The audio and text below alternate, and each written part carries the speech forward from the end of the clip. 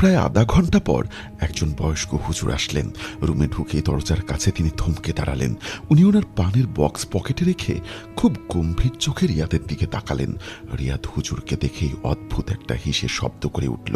হুজুর আমাদের দিকে তাকিয়ে বললেন, আপনারা কি জানেন কারেন কি? আমরা মাথা নাড়ালাম। হুজুর ওনার জায়নামাজ ফ্লোরে বিছালেন না, বরং ওনার ব্যাগ থেকে কিছু আরবি আয়াত লেখা কাগজ আর বোতলে পড়া পানি বের করে আনলেন। হুজুর আমাদের বললেন রিয়াদকে শক্ত করে ধরে রাখতে। উনি আগরবাতির ধোঁয়া সম্পূর্ণ রুমে ছড়িয়ে দিলেন। তারপর উনি রিয়াদের মাথার কাছে বসে খুব নিচু স্বরে আরবি পড়া শুরু করলেন। পড়া শুরু হবার সাথে সাথেই রিয়াদ নড়ে চড়ে উঠল। হুজুর পড়া থামালেন না। রিয়াদের শরীরের চামড়াগুলো ফ্যাকাশে থেকে নীলাভ হতে লাগলো। হুজুর বললেন, আমাদের ধোঁকা দিচ্ছেও, আমাদের কাজ করে যেতে হবে। হুজুর এরপর জিজ্ঞাসা করলেন, কে তুই? উত্তর আসলো, আমি সওদাগর, লাশের সওদা করি। ইয়েস, আপনারা শুনছেন ভূত এফএম নাইট। আপনাদের সঙ্গে আছি আমি আরজে সাদ। আপনাদের জন্য দারুণ একটা সুখবর আছে। যদিও আমাদের এই জার্নিটা খুব অল্প দিনের, আমাদের এই অল্প দিনের জার্নি হলেও আপনাদের কাছে যে পরিমাণ সাড়া পেয়েছি, সত্যি আমরা কৃতজ্ঞ। তাই আপনার জীবনে ঘটে যাওয়া অথবা আপনার পরিচিত কারো জীবনে ঘটে যাওয়া ঘটনাগুলো যদি আপনি আমাদেরকে পাঠান এবং সেই ঘটনা যদি সারা সপ্তাহ মিলে সব থেকে বেশি ভিউজ হয়, তাহলে আপনার জন্য রয়েছে একটি আকর্ষণীয় গিফট। এবং গিফটটা কি থাকতে পারে আর এই বিষয়ে বিস্তারিত জানতে আপনাদের চলে যেতে হবে আমাদের ভূত এফএম নাইট ফেসবুক পেজে। সেখানে আপনারা বিস্তারিত পেয়ে যাবেন। তো চলুন আর কথা না বাড়িয়ে আমরা সরাসরি চলে যাই আমাদের আজকের ঘটনায়।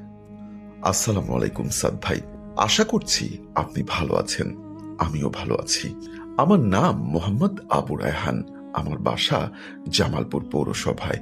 প্রাইভেসির জন্য আমি আমার এলাকার নাম উল্লেখ করছি না। একটা কথা না বললেই নয় যে আমি আপনাদের প্রোগ্রাম বেশ কিছুদিন ধরে শুনি। প্রোগ্রামটা নতুন হলেও আপনাদের ঘটনাগুলো শুনে সত্যি আমি মুগ্ধ। অনেকদিন ধরেই আমি ভাবছিলাম আমি ভূত এফএম নাইটে ঘটনা পাঠাবো এবং আমার নিজের চোখে দেখা একটা ঘটনা শেয়ার করব। সেজন্য গল্প লিখি করে আজ সময় বের করে লিখতে বসে গেলাম। আমার আব্বুর সাথে ঘটে যাওয়া একটা কালো জাদুর অধ্যায়, যে ঘটনাটা সূত্রপাত একটা মহিলা মাদ্রাসাকে কেন্দ্র করে। জানি না কতটা সাজিয়ে গুছিয়ে লিখতে পারবো। তার আগেই বলে দিচ্ছি, বানানে অনিচ্ছাকৃত ভুলের জন্য ক্ষমা প্রার্থী।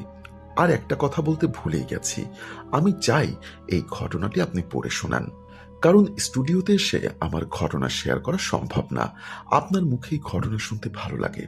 এখানে একটা কথা বলে নেই, আব্বু একটা মহিলা মাদ্রাসা দেবে এবং এই কথাটা যখন আমাদের পরিবারের সবাই জানতে পারে, তখন আম্মুর পরিবার থেকে কয়েকটি অতি সুপরিচিত মুখ এই কাজে বাধা দেয়। এমনকি মাদ্রাসার জন্য যে নতুন দেওয়ালটা তৈরি করা হয়েছিল, তারা সেটা ভেঙে ফেলার জন্য রীতিমতো আঘাত করে। কিন্তু তারা এই কাজে সক্ষম হয় না। তখন তারা এই কাজে সক্ষম না হতে পেরে বেছে নেয় সেই কালো জাদুর পথ। আর একটা কথা বলি, আমাদের একটা আগর গাছ ছিল, যেটা দিয়ে আগরবাতি এবং সুগন্ধিময় আতর তৈরি করা হতো। তো আর কোনো অতিরিক্ত কথা না বলে চলে যাচ্ছি ঘটনায়। সালটা 2013 নভেম্বর মাস। আব্বু চাইলেন একটা মহিলা মাদ্রাসা দিতে, কারণ আমাদের বাসার আশেপাশে অত্র 5 এলাকার মধ্যে ছেলে মাদ্রাসা ছিল বটে, কিন্তু কোনো মহিলা মাদ্রাসা ছিল না। তো যেই ভাবা সেই কাজ, মাদ্রাসা দেওয়া হলো এবং যথাযথভাবে 2014 সাল থেকে ক্লাস শুরু হলো। সবকিছু ঠিকঠাকই চলছিল। হঠাৎ এক বিকালে দেখতে পাই আমাদের আগর গাছের ওই দিকটায় দুজন লোক কি যেন করছে। তাদের মধ্য হতে একজনকে আমি চিনি, কিন্তু আরেকজনকে চিনি না এবং তাকে কখনো দেখিনি। তো আমি বিষয়টা স্বাভাবিকভাবেই নেই এবং বাসায় চলে আসি, কাউকে কিছু বলি না। এটা দেখার কয়েকদিন পর থেকে আমি এবং আমার পরিবারের কয়েকজন হঠাৎ করে আব্বুর পরিবর্তন লক্ষ্য করি। যেমন রাতে ঘুমের ঘরে কান্না করা, হাসা, আর আব্বুকে সকালে কান্না এবং হাসার ব্যাপারে জিজ্ঞাসা করলে উত্তর আসতো তিনি কিছুই জানেন না। আর সবসময় আব্বু আগর গাছের দিকে তাকিয়ে থাকতেন। যে ব্যক্তি 5 ওয়াক্ত নামাজ মসজিদে গিয়ে জামাতে আদায় করতেন, তিনি এখন আর নামাজ পড়তে চান না।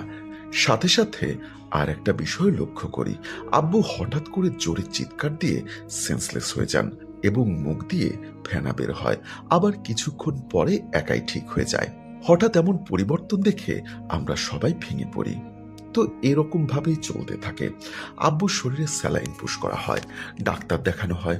ডাক্তার বলেন শরীরে প্রেশার কমে গেছে, শরীর অত্যন্ত দুর্বল, ঔষধ দিয়ে দিচ্ছেন তিনি। চিন্তার কোনো কারণ নেই, অতি দ্রুত সুস্থ হয়ে উঠবেন।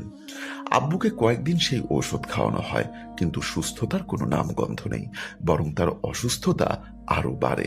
আব্বুর এই অবস্থা দেখে আমাদের কাছের অনেক আত্মীয় স্বজন এবং আব্বুর অনেক বন্ধু বান্ধব আব্বুকে দেখতে আসেন। একদিন এক আন্টি আসেন কিছু কলা নিয়ে আব্বুকে দেখতে। আব্বু খাটে শোয়া ছিলেন। আমরা সবাই তখন সেই রুমে উপস্থিত এবং আন্টিও সেই রুমে প্রবেশ করলেন। যখন আব্বু আন্টির হাতে থাকা কলাগুলো দেখতে পান, তখন তিনি খাট থেকে লাফ দিয়ে আন্টির কাছ থেকে কলাগুলো নিয়ে পাগলের মতো খাওয়া শুরু করেন এবং দেখে মনে হয় অনেক দিন তিনি কিছু খান না। এটা দেখে সেখানে উপস্থিত আমরা সবাই অবাক হয়ে যাই, আর আম্মু টুপ করে কেঁদে ওঠে।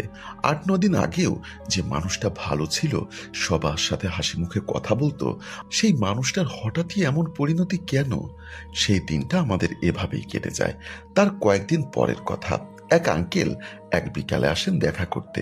বলে রাখা ভালো, আঙ্কেলটা ছিল আব্বুর বন্ধু। তারা ছাত্র জামানায় একসাথে ছিলেন, জিন পালতেন। তো আঙ্কেল আসেন আব্বুর সাথে দেখা করতে।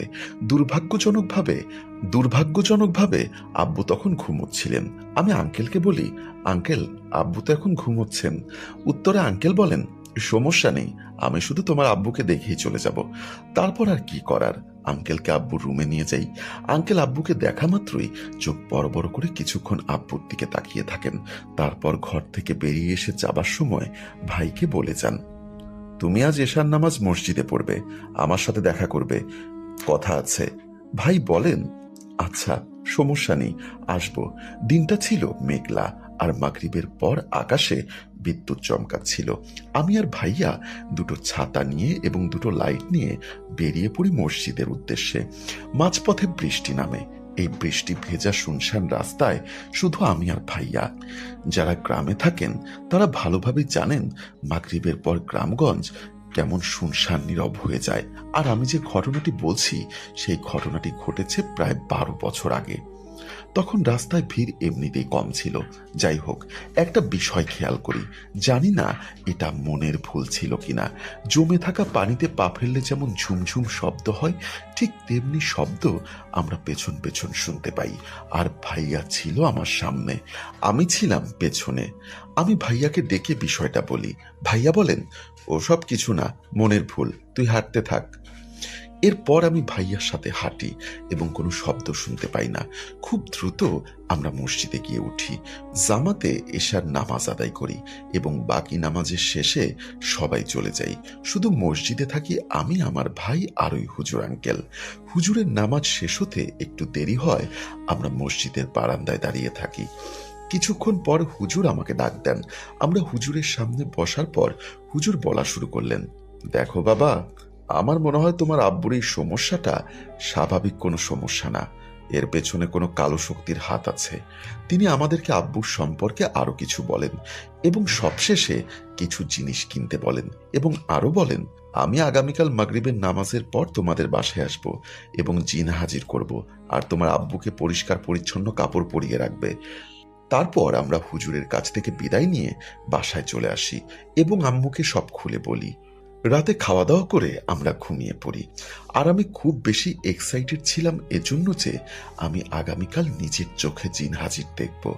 তো হুজুর যা কিনতে বলেছিলেন সব বাজার থেকে আমরা দুপুরেই কিনে নিয়ে আসি।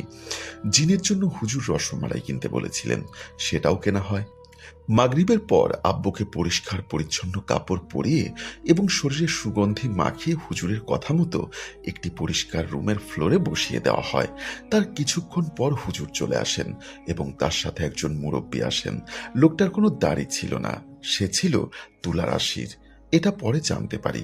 তো হুজুর সরাসরি এই লোককে রুমে নিয়ে যান এবং সেই রুমটায় যেখানে আব্বু বসেছিলেন তাদের পেছনে আমিও যাই এই ফাঁকে আমি একটি বিষয় খেয়াল করি যে আব্বুকে যখন কাপড় পরানো হলো, গায়ে সুগন্ধি মাখানো হলো, তাকে ফ্লোরে বসানো হলো, এই সময়গুলোর মধ্যে আব্বু এক মুহূর্তের জন্য চোখ খোলেননি।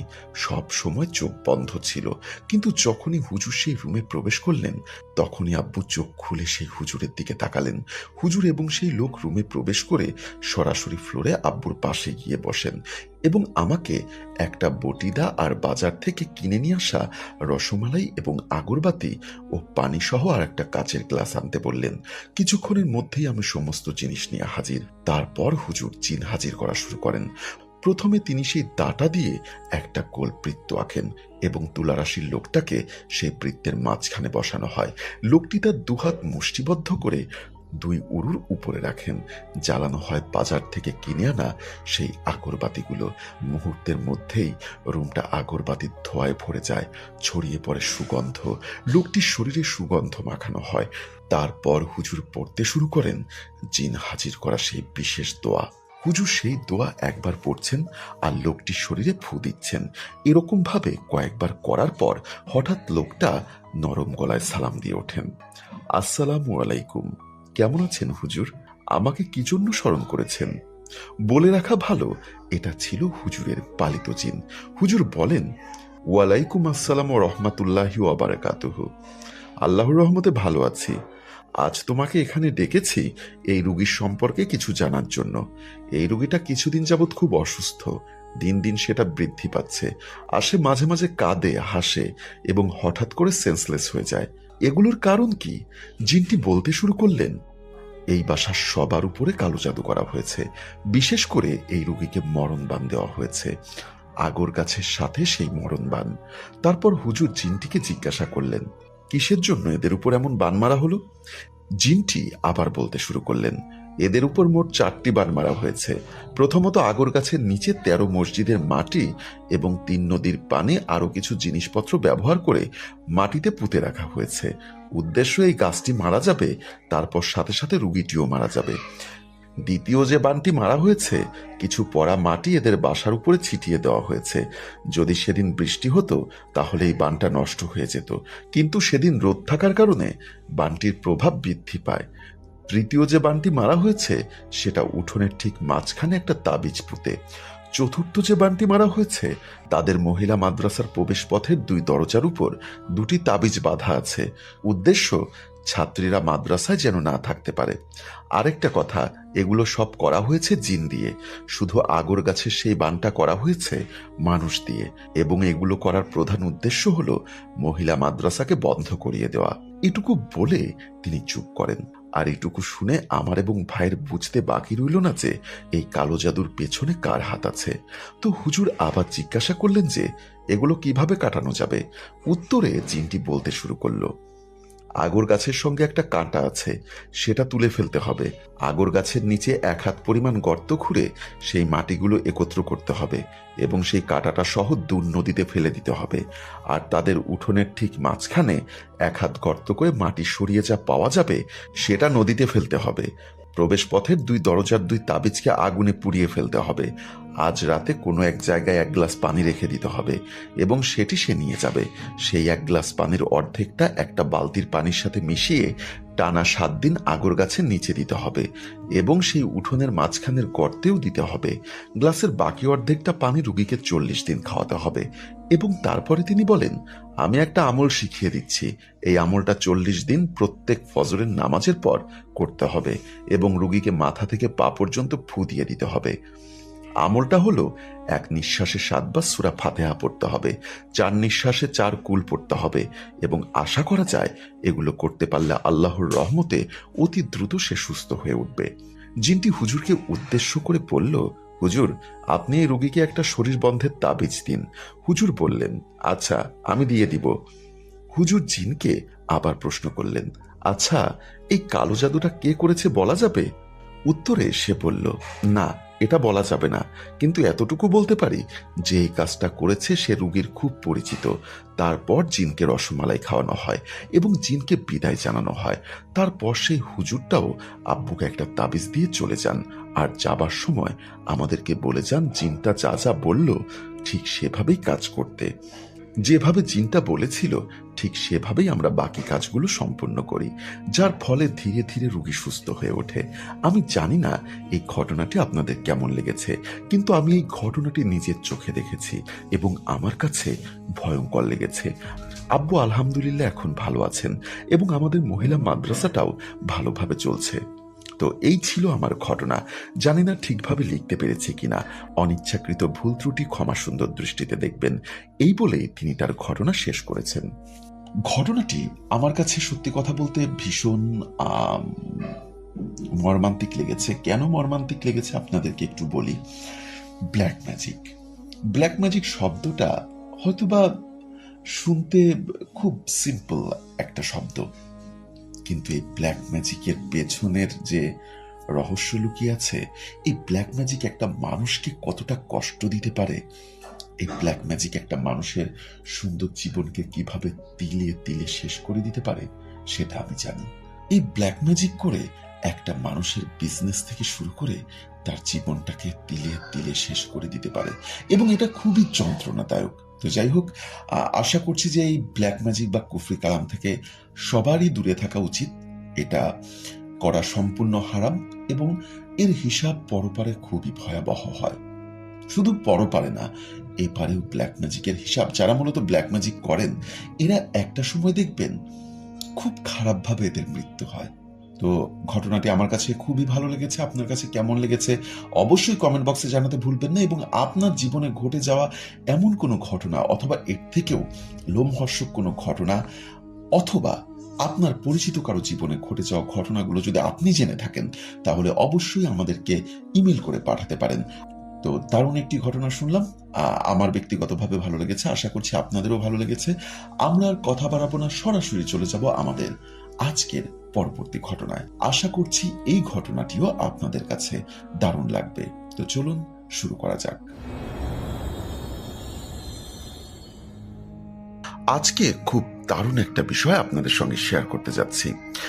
আপনারা জেনে থাকবেন যে আমাদের এই এপিসোডগুলো প্রতি সপ্তাহে না, আমরা আমাদের এই এপিসোডগুলো প্রতিদিন পাবলিশ করি, এবং সেই জায়গা থেকে আমরা একটা সিদ্ধান্ত নিয়েছি যে যেহেতু আপনারা এত পরিশ্রম করে আমাদেরকে ঘটনা পাঠান, সেই জায়গা থেকে আপনাদেরকে আরেকটু উৎসাহিত হবার জন্য আমরা আপনাদের জন্য একটি বিশেষ গিফটের ব্যবস্থা করেছি। আপনারা যারা আমাদেরকে ঘটনা পাঠাচ্ছেন, আপনার ঘটনাগুলো যদি প্রতি সপ্তাহের বেস্ট ঘটনা হয় তাহলে আপনি পেয়ে যাচ্ছেন দারুণ একটি গিফট হ্যাম্পার্ড। তো কি হতে পারে সেই গিফট, সেটার জন্য কিন্তু আপনাদের নজর রাখতে হবে আমাদের ফেসবুক পেজে। আমাদের ভূত এফএম নাইট ফেসবুক পেজে গেলেই আপনারা বিস্তারিত জানতে পারবেন। তাহলে আর দেরি কেন, আপনার জীবনে ঘটা অথবা আপনার পরিচিত কারো জীবনে ঘটা ঘটনাগুলো আপনি নির্দ্বিধায় আমাদেরকে পাঠাতে পারেন, এবং প্রতি সপ্তাহের বেস্ট স্টোরি টেলার হিসাবে আপনি পেতে পারেন দুর্দান্ত উপহারটি। তো চলুন আর কথা না বাড়িয়ে আমরা সরাসরি চলে যাব আমাদের আজকের এপিসোডের মূল ঘটনায়। আসসালামু আলাইকুম সাদ ভাই ও প্রিয় লিসেনার, কেমন আছেন আপনারা? আশা করি মহান আল্লাহ তাআলার অশেষ রহমতে আপনারা সকলে অনেক ভালো আছেন এবং সুস্থ আছেন। আমি মোহাম্মদ সিফাত আলম আবারও হাজির হয়েছি একটি নতুন এবং ভয়ঙ্কর ঘটনা নিয়ে। জীবনে চলার পথে আমাদের অনেক অপ্রত্যাশিত ঘটনার সম্মুখীন হতে হয়। আমরা সাধারণত আমাদের এই জীবনকে খুব স্বাভাবিক এবং নিরাপদ বলে মনে করি। ঠিক সেই জীবনের আড়ালেই লুকিয়ে থাকে অন্ধকারের এক অজানা জগৎ। এই জগতের বাসিন্দারা আমাদের আশেপাশেই থাকে, কিন্তু আমরা তাদের দেখতে পাই না। যতক্ষণ না তারা নিজেদের অস্তিত্ব আমাদের সামনে তুলে ধরে, ততক্ষণ আমরাই অতি প্রকৃত বিষয়গুলোকে শুধু গল্প বলেই উড়িয়ে দেই।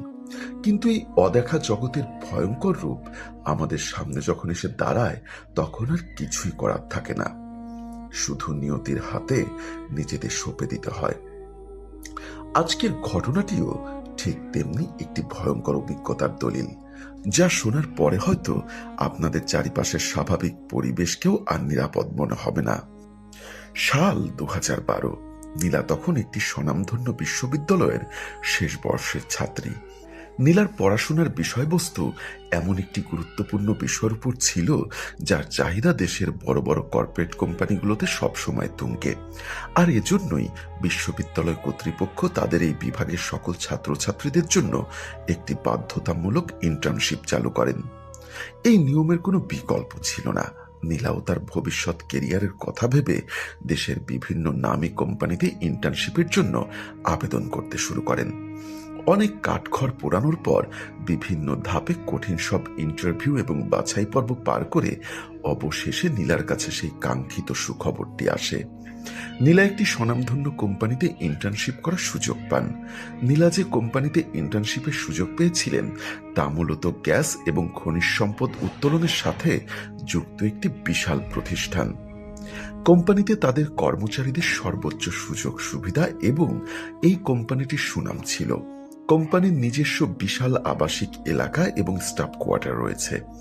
এখানে কাজ করতে পেরে নীলা মনে মনে বেশ আনন্দিত ছিল, কিন্তু নীলার এই আনন্দ আরো কয়েক গুণ বেড়ে যায় যখন তিনি জানতে পারেন যে এই কোম্পানিতে তিনি শুধু একা সুযোগ পাননি, বরং তার নিজের বিভাগের আরো 15 জন ছাত্রী অর্থাৎ বান্ধবীও একই সাথে সেখানে ইন্টার্নশিপের সুযোগ পেয়েছেন। এই 16 জনের মধ্যে 4 জন ছিলেন নীলার নিজের ব্যাচের এবং বাকি 11 জন ছিলেন নীলার জুনিয়র ছোট বোনেরা। নীলা সেই সহপাঠী এবং জুনিয়রদের মধ্যে কয়েকজনের নাম আমি উল্লেখ করছি। তারা হলেন মালা, লুনা, আমিনা, ঋতু, দিবা, নীরা এবং মিতা। এরা সবাই মিলে যখন একসাথে ইন্টার্নশিপের জন্য নির্বাচিত হলেন তখন তাদের মধ্যে যেন উৎসবের আমেজ বিরাজ করছিল। কোম্পানির পক্ষ থেকে তাদেরকে জানানো হয় তাদের পোস্টিং দেশের পাহাড়ি অঞ্চল খাগড়াছড়ির একটি বিশেষ প্রজেক্টে দেওয়া হয়েছে। সেখানে থাকার জন্য কোম্পানির নিজস্ব একটি বিশাল রেস্ট হাউস রয়েছে, অনেকটা মেসের মতো। কোম্পানির নিয়ম অনুযায়ী একজন নারী মেন্টর সবকিছু দেখভালের দায়িত্ব রেখেছেন, যার নাম ছিল সারিকা ম্যাডাম। তবে সারিকা ম্যাডাম সবসময় তাদের সাথে সেই মেসে থাকবেন না। তিনি প্রতিদিন সকালে এসে তাদের কাজের তদারকি করবেন এবং কাজ শেষে তিনি নিজের বাসায় যাবেন। কোনো জরুরি প্রয়োজন হলে তাকে সবাই জানাবে এবং তাকে ডাকা হবে। অবশেষে সেই কাঙ্ক্ষিত দিনটি চলে এলো। নীলা এবং তার সঙ্গীরা মিলে মোট 16 জন একটা বড় মাইক্রোবাস ভাড়া করে খাগড়াছড়ির উদ্দেশ্যে রওনা দিলেন। দীর্ঘ 5 ঘন্টার এক ক্লান্তিকর অথচ রোমাঞ্চকর বাস যাত্রার পর তারা তাদের গন্তব্যে এসে পৌঁছালেন। কিন্তু মাইক্রোবাস থেকে নামার পর নীলা এবং তার বান্ধবীদের মুখের হাসি যেন মুহূর্তেই মিলিয়ে গেল। নীলা মনে মনে যে বিলাসবহুল এবং ঝলমলে মেসের ছবি এঁকেছিলেন বাস্তবতার সাথে তার কোনো মিলই খুঁজে পেলেন না। মেসটি ছিল পাহাড়ি ডালের ঠিক উপরে। এর চারিপাশে ঘিরে ছিল সারি সারি রাবার গাছ এবং গভীর জঙ্গল। মেসের ডান এবং বাম পাশে আরো বেশ কয়েকটি কোয়ার্টার ছিল, কিন্তু আশ্চর্যের বিষয় হলো সেই বাড়িগুলো সবকটি ছিল সম্পূর্ণ জনমানবহীন এবং পরিত্যক্ত। চারিপাশের পরিবেশ এত বেশি নীরব এবং নিস্তব্ধ ছিল যে নিজেদের শ্বাস প্রশ্বাসের শব্দ যেন কান পাতলে শোনা যাচ্ছিল। পরবর্তীতে তাদের স্থানীয়দের কাছ থেকে তারা জানতে পারেন এই মেস এবং আশেপাশের বাড়িগুলো প্রায় 1 বছর ধরে সম্পূর্ণ খালি পড়ে আছে, কেউ এখানে থাকে না। মেসের বাহিরের এই ভুতুড়ে এবং গুমুট পরিবেশ দেখে 16 জন মেয়েরই বুকের ভেতরটা কেমন ছ্যাদ করে উঠল। এক অজানা ভয় তাদের ক্র্যাশ করতে শুরু করলো। কিন্তু নীলা নিজেকে এবং বাকিদের সান্ত্বনা দিয়ে বললেন যেহেতু তারা একসাথে আছেন ভয়ের কিছু নেই। ইন্টার্নশিপের এই কয়েকটা মাস দেখতে দেখতেই কেটে যাবে। ঠিক সেই মুহূর্তে মেসের ভেতর থেকে একজন বয়স্ক লোক বেরিয়ে এলেন। তার নাম কাশেম চাচা। কাশেম চাচা ছিলেন এই মেসের পাহারাদার এবং দেখাশোনার দায়িত্বে থাকা একমাত্র ব্যক্তি। তিনি খুব হাসি মুখে মেয়েদের স্বাগত জানালেন এবং তাদেরকে মেসের ভেতরে নিয়ে গেলেন। ভেতরে প্রবেশ করে নীলা অবাক হয়ে দেখলেন মেসটি বাহির থেকে যেন জরাচিহ্ন মনে হচ্ছিল। মেসটির বাহির থেকে যেমন জরাচিহ্ন মনে হচ্ছিল, ভেতরটা তার চেয়েও অনেক বিশাল। লম্বা একটি করিডোরের 2 পাশে সারিবদ্ধভাবে অনেকগুলো বিশাল আকৃতির শোবার ঘর এবং 6টি বাথরুম রয়েছে। কাশেম চাচা তাদের সব ঘর ঘুরিয়ে দেখালেন এবং বললেন তারা যেন নিজেদের পছন্দ মতো ঘর বেছে নেন। মেয়েরা যেহেতু আগে থেকে একটু ভয়ে ভয়ে ছিলেন, তাই তারা সিদ্ধান্ত নিলেন কেউ একা কোনো ঘরে থাকবেন না। তারা দুজন দুজন করে মোট 8টি ঘর বেছে নিলেন এবং বাকি ঘরগুলো সম্পূর্ণ খালি পড়ে রইল। মেসের একেবারে পেছনের দিকে রান্নাঘরের সাথে লাগোয়া একটি ছোট্ট ঘর ছিল। সেই ঘরটির সামনে একটা মোটা পুরনো পর্দা ঝোলানো ছিল। কাশেম চাচা সেই ঘরের দিকে ইশারা করে বললেন, ওটি তার শোবার ঘর। মেয়েদের উদ্দেশ্যে কাশেম চাচা বললেন, মা জননীরা, তোমাদের যদি কখনো কিছুর প্রয়োজন মনে হয়, দিন বা রাত যখনই হোক না কেন, তোমরা সোজা রান্নাঘরের দিকে এগিয়ে এসে আমাকে ডাকবে। আমি সবসময় এখানেই থাকি। এই বলে কাশেম চাচা সেখান থেকে চলে গেলেন। মেয়েরা সবাই যার যার ঘরে গিয়ে নিজেদের জিনিসপত্র গোছাতে শুরু করলেন। দীর্ঘ যাত্রার ক্লান্তি দূর করার জন্য তারা একটু বিশ্রাম নিচ্ছিলেন, কিন্তু তাদের এই বিশ্রামের মুহূর্ত খুব বেশিক্ষণ স্থায়ী হলো না। হঠাৎ বাথরুমের দিক থেকে মালার বিকট এবং আত্মচিৎকার ভেসে এলো। সবাই দৌড়ে বাথরুমের দিকে যেতেই দেখলেন মালা হাঁপাতে হাঁপাতে বাথরুম থেকে বেরিয়ে আসছে। তার চোখ মুখে তীব্র ভয়ের ছাপ। মালা কাঁপতে কাঁপতে বলল, কেউ একজন ভেন্টিলেটরের ফাঁক দিয়ে তাকে দেখছিল। শুধু তাই নয়, সে পরিষ্কার শুনেছে কেউ একজন মোবাইল ফোনের ক্যামেরা দিয়ে ছবি তোলার চেষ্টা করছে। সে ক্যামেরার শাটারের স্পষ্ট শব্দ শুনেছে। মালার কথা শুনে সবাই হতবাক। মেসের ভেতরে তারা 16 জন মেয়ে এবং কাশেম চাচা ছাড়া আর কেউ নেই। কাশেম চাচা তো সামনের দিকে কাজে ব্যস্ত, তাহলে বাথরুমের ভেন্টিলেটরের ওপাশে কে থাকতে পারে? কয়েকজন মেয়ে সাহস করে বাইরে গিয়ে বাথরুমের পেছনের দিকটা ঘুরে এলেন, কিন্তু সেখানে কেউ ছিল না। এমনকি সেখানে মানুষের পায়ের কোনো ছাপ বা কারো দাঁড়িয়ে থাকার মতো কোনো জায়গাও ছিল না। নীলা মালাকে বোঝানোর চেষ্টা করলেন, হয়তো তার মনের ভুল বা বাহিরে কোনো পাখির শব্দ সে শুনেছে, কিন্তু মালা কোনোভাবেই মানতে নারাজ। সে বারবার জোর দিয়ে বলতে লাগলো সে পরিষ্কার ক্যামেরার শব্দ শুনেছে। শেষ পর্যন্ত মালা এই নিয়ে আর কোনো কথা না বাড়িয়ে চুপ হয়ে গেল, কিন্তু সবার মনেই এই অজানা আতঙ্কের বীজ বোনা হয়ে গেল। নীলার হঠাৎ মনে পড়ে গেল তাদের বিশ্ববিদ্যালয়ের এক বড় আপুর কথা। সে বড় আপু গত বছর এই মেসে ইন্টার্নশিপ করতে এসেছিলেন। তিনি আসার আগে নীলাদের সাবধান করে বলেছিলেন এই মেসে নাকি প্রায় জিনের আসর এবং গণহারে মানুষের অজ্ঞান হয়ে যাওয়ার মতো ঘটনা ঘটে। অতি এক্সাইটমেন্টের জন্য এই কথা তিনি প্রলালুম ভুলে গিয়েছিলেন। তুমি প্রেলালুম ভুলে গেছিলেন। মালার সাথে ঘটা ঘটনার পর তার আপুর কথাটি মাথায় চলে আসে। আপু বলেছিলেন তারা যেন সেখানে গিয়ে খুব সাবধানে থাকে, বিশেষ করে মাগরিবের নামাজের সময় যেন কোনোভাবেই কেউ মেসের বাইরে না থাকে এবং অকারণে উচ্চস্বরে কথা বলা বা হাসাহাসি করা থেকে নিজেদের বিরত রাখে। এই কথা মনে পড়ার পর নীলা সবাইকে একত্রিত করে বড় আপুর সেই সাবধান করে দেওয়া কথা পুনরায় স্মরণ করিয়ে দিলেন। সবাই একমত হলেন যে তারা সব নিয়ম কানুন কঠোরভাবে মেনে চলবেন এবং কোনোভাবেই মাগরিবের পর বাইরে থাকবেন না। প্রথম কয়েকদিন সবকিছু স্বাভাবিকভাবেই কেটে গেল। মেয়েরা সকালে অফিস যেতেন, কাজ শেষ করে বিকালে মেসে ফিরে আসতেন। কোনো প্রকার অস্বাভাবিক ঘটনার সম্মুখীন তাদের হতে হয়নি। কিন্তু বিপত্তি ঘটল একটি ছুটির দিনে। মেয়েরা সারা দিন মেসে বসে থেকে একঘেয়েমি অনুভব করছিলেন, তাই তারা সবাই মিলে সিদ্ধান্ত নিলেন ফুডকোর্টে গিয়ে কিছু খেয়ে আসবেন এবং একটু ঘোরাঘুরি করবেন। মেস থেকে ফুডকোর্টের দূরত্ব বেশ অনেকটাই ছিল, যা হেঁটে যেতে বেশ খানিকটা সময় লাগে। কিন্তু মেয়েরা নিজেদের গল্পগুজব এবং হাসি খুশিতে এতটাই মগ্ন ছিলেন যে তারা সময়ের দিকে একেবারেই খেয়াল করেননি। ফুডকোর্টে যাওয়া খাওয়া দাওয়া শেষ করে যখন তারা মেসের দিকে হাঁটা শুরু করলেন, তখন সূর্য প্রায় অস্ত যাবার পথে। চারিপাশের পাহাড়ি রাস্তায় অন্ধকার নেমে এসেছে। হঠাৎ মাগরিবের আজান ভেসে আসলো। আজানের শব্দ শোনা মাত্রই মেয়েদের মনে সেই বড় আপুর কথাগুলো মনে পড়ে গেল। তারা সবাই আতঙ্কিত হয়ে পড়লেন এবং মেসের দিকে পাগলের মতো দৌড়াতে শুরু করলেন। কিন্তু যতই দৌড়ান না কেন, মেস থেকে বেশ দূরে থাকায় আজান শেষ হওয়ার আগে তারা মেসে পৌঁছাতে পারলেন না। তারা যখন মেসের মূল ফটক পার হলেন, তখন আজান শেষ হয়ে গেছে। এবং চারিদিকে নিকষ কালো অন্ধকার। আর ঠিক এখান থেকেই শুরু হলো তাদের জীবনের সবচেয়ে ভয়াবহ অধ্যায়। এই মাগরিবের সময় বাইরে থাকার ছোট্ট ভুলটি যেন তাদের এক সাক্ষাৎ মৃত্যুকে আমন্ত্রণ জানিয়ে আসলো। সেই রাতের পর থেকে মেসে এক অদ্ভুত এবং গা ছমছমে পরিবেশের সৃষ্টি হলো। প্রথম ঘটনাটি ঘটল লুনা এবং আমিনার সাথে। তারা দুজনে একসাথে একই ঘরে থাকতেন। তাদের একটি বিশেষ অভ্যাস ছিল, তারা যখনই ঘর থেকে বাইরে বের হতেন তখন নিজেদের ঘরের দরজাটি বাহির থেকে তালা দিয়ে তারপর বের হতেন। এটি মূলত তাদের নিরাপত্তার জন্য ছিল, যেন কোনো জিনিসপত্র চুরি না হয়ে যায়। সেদিন রাতে লুনা এবং আমিনার বাথরুমে যাওয়ার প্রয়োজন হলে তারা ঘর থেকে বেরিয়ে বাহির থেকে দরজায় তালা লাগিয়ে দিলেন। বাথরুম থেকে ফিরে এসে লুনা যখন পকেটে থাকা চাবি দিয়ে তালা খোলার চেষ্টা করছিলেন, ঠিক তখনই ঘরের ভেতর থেকে খুবই স্পষ্টভাবে তালা খোলার মতো দুটি শব্দ ভেসে এলো। খট খট শব্দ করে কেউ যেন ঘরের ভেতর থেকে দরজা খোলার চেষ্টা করছে। লুনা এবং আমিনার শরীর হিম হয়ে এলো। তাদের ঘরের চাবি তো লুনার হাতে, আর ঘরের ভেতর কেউ থাকারও কথা নয়, তাহলে ভেতর থেকে দরজা খোলার চেষ্টা করছে কে?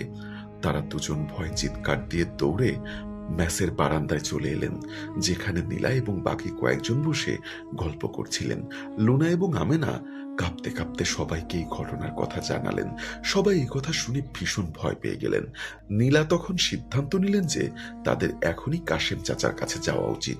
সবাই মিলে একসাথে মেসের পেছনের দিকে সেই রান্নাঘরের সাথে লাগোয়া পর্দার সামনে গিয়ে দাঁড়ালেন। তারা বাহির থেকে বারবার কাশেম চাচাকে ডাকতে লাগলেন, কিন্তু ভেতর থেকে কোনো সাড়া শব্দ এলো না। বেশ কিছুক্ষণ ডাকার পরও যখন কেউ কোনো উত্তর দিল না, তখন নীলা সাহস করে সেই পুরনো পর্দাটি সরিয়ে ফেললেন। পর্দাটি সরানোর পর তারা যা দেখলেন তা তাদের কল্পনারও বাহিরে ছিল।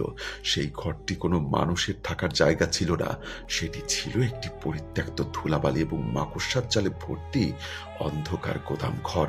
সেখানে কোনো খাট, বিছানা বা মানুষের ব্যবহৃত কোনো জিনিসপত্রই ছিল না। চারিদিকে শুধু ভাঙা আসবাবপত্র এবং পুরনো পাতিল। জিনিসপত্র স্তূপ করে রাখা এই ধুলোয় ঢাকা গোদাম ঘরে কোনো মানুষের পক্ষে এক মুহূর্ত থাকা সম্ভব নয়। তাহলে কাশেম চাচা কোথায় গেলেন? তিনি তো বলেছিলেন তিনি এখানেই থাকেন। এই দৃশ্য দেখে মেয়েদের মধ্যে তীব্র আতঙ্কের সৃষ্টি হলো। কয়েকজন ভয়ে কান্নাকাটি শুরু করে দিলেন।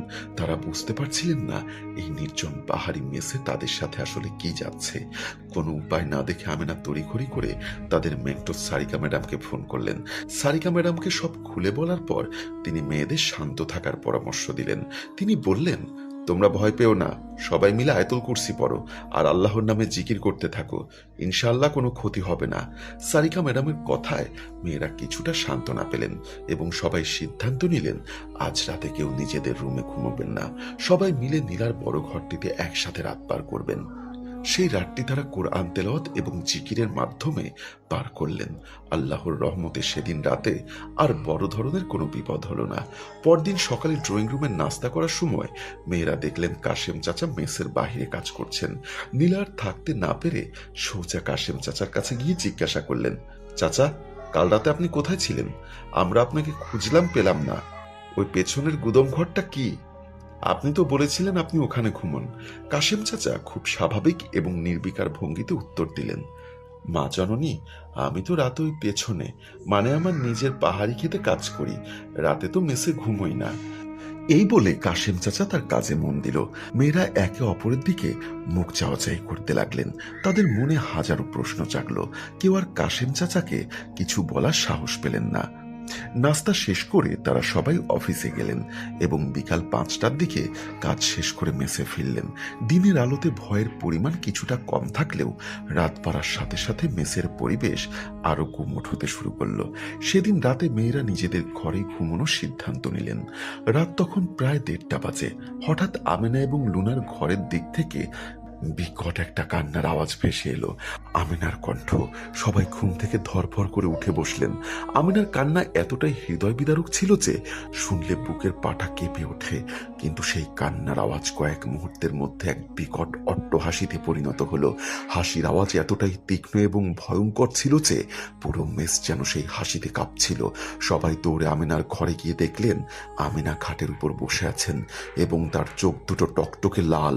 সে অদ্ভুতভাবে এদিক ওদিকে মাথা নাড়ছে এবং ক্রমাগত হাসছে। নীলা সাথে সাথেই বুঝতে পারলেন আমেনার উপরে জিনের আসর হয়েছে। নীলা সময় নষ্ট না করে মেসের বাহিরে দৌড়ে গিয়ে গার্ড দুলু মিয়াকে খবর দিলেন। হাসির আওয়াজ এতটাই তীক্ষ্ণ এবং হারহিম করা ছিল যে পুরো মেস যেন সেই হাসিতে কাঁপছিল। দুলু মিয়া কিছু দোয়া দরুদ পড়ে আমিনার মুখের সামনে ফু দিতেই আমিনা একটা দীর্ঘশ্বাস ছেড়ে বিছানায় নিস্তেজ হয়ে পড়লেন। দুলুমিয়া কিছু দোয়া দরুদ পড়ে আমিনার মুখের সামনে ফু দিতেই আমিনা একটা দীর্ঘশ্বাস ছেড়ে বিছানায় নিস্তেজ হয়ে পড়লেন। কিছুক্ষণ পর তার জ্ঞান ফিরে এলে কিছুই মনে করতে পারলেন না। সবাই ভাবলেন হয়তো বিপদ কেটে গেছে, কিন্তু এই বিপদ যে সবেমাত্র শুরু হয়েছে তা তারা ঘুণক্ষরেও টের পায়নি। পরদিন মাঝরাতে ঘড়ির কাঁটা যখন 2:30টা ছুঁই ছুঁই, তখন অদ্ভুত একটা গঙ্গানি শব্দে ঋতুর ঘুম ভেঙে গেল। দিবা তো ঋতুর সাথেই থাকে। ঋতু চোখ খুলেই দেখল দিবা খাটে নেই। দরজার কাছে ঘুটঘুটে অন্ধকারে মুখ গুজে দিবা ফিস করে কার সাথে যেন একটানা কথা বলে যাচ্ছে আর নিজের নখ দিয়ে দেওয়ালে আঁচড় কাটছে। ঋতু ভয়ে ডাক দিতেই দিবা ঘাড় ঘুরিয়ে এক অমানসিক দৃষ্টিতে তাকালো, যা দেখে ঋতু শরীরের রক্ত হিম হয়ে গেল। ঋতু আতঙ্কে চিৎকার দিয়ে বাইরে ছুটে এসে দিলু মিয়াকে ডাকলো। দিলু এবার একা এলেন না, সাথে 3 জন দারোয়ানকে নিয়ে এলেন। তারা সবাই মিলে যখন দিবাকে ধরলেন তখন তারাও অবাক হয়ে গেলেন। তারা 4 জন শক্ত সামর্থ্য পুরুষ মিলেও দিবাকে 1 ইঞ্চিও তার জায়গা থেকে সরাতে পারলেন না। শেষ পর্যন্ত বাধ্য হয়ে তারা দিবাকে সেই ঘরে রেখেই রুকাইয়া শুরু করলেন। আগের দিনের মতো এবার এত সহজে কাজ হলো না। দীর্ঘ সময় ধস্তাধস্তির পর অবশেষে দিবা মেঝেতে লুটিয়ে পড়লেন। এই ঘটনাগুলোর পর নীলা একটি অদ্ভুত প্যাটার্ন লক্ষ্য করলেন। তিনি খেয়াল করলেন জিনের এই আক্রমণগুলো এলোমেলোভাবে হচ্ছে না। যে রুমে 2 জনের মধ্যে একজনের উপর আসর হচ্ছে, ঠিক তার পরদিন অন্য কোনো রুমের আরেকজনের উপর আসর হচ্ছে। জিনটি যেন এক এক করে মেসের প্রতিটা রুম পরিদর্শন করছে এবং দুর্বল কাউকে খুঁজছে। এই ভয়ঙ্কর পরিস্থিতি থেকে বাঁচার জন্য মেয়েরা একটা অভিনব কৌশল বের করলেন। তারা ঠিক করলেন এখন থেকে কেউ যদি বাহিরে যায় তবে ঘরে ফেরার পর দরজা খোলার আগে তাকে একটি নির্দিষ্ট সাংকেতিক শব্দ বলতে হবে। যদি সে সঠিক পাসওয়ার্ড বলতে পারে তবেই ঘরের ভেতরের দরজা খুলবে। তারা সবাই মিলে পাসওয়ার্ড ঠিক করলেন কালবৈশাখী। এই কালবৈশাখী প্রথম কয়েকদিন বেশ ভালোভাবেই কাজ করলো, কিন্তু শয়তান তার ছলচাতুরি থেকে এত সহজে হার মানার পাত্র নয়। একদিন রাতে দিবা বাথরুমে গেছিল। বাথরুম থেকে ফিরে সে ঋতুর ঘরের দরজায় টোকা দিল। ভেতর থেকে ঋতু ভয়ে জিজ্ঞাসা করলো, দিবা পাসওয়ার্ড কি?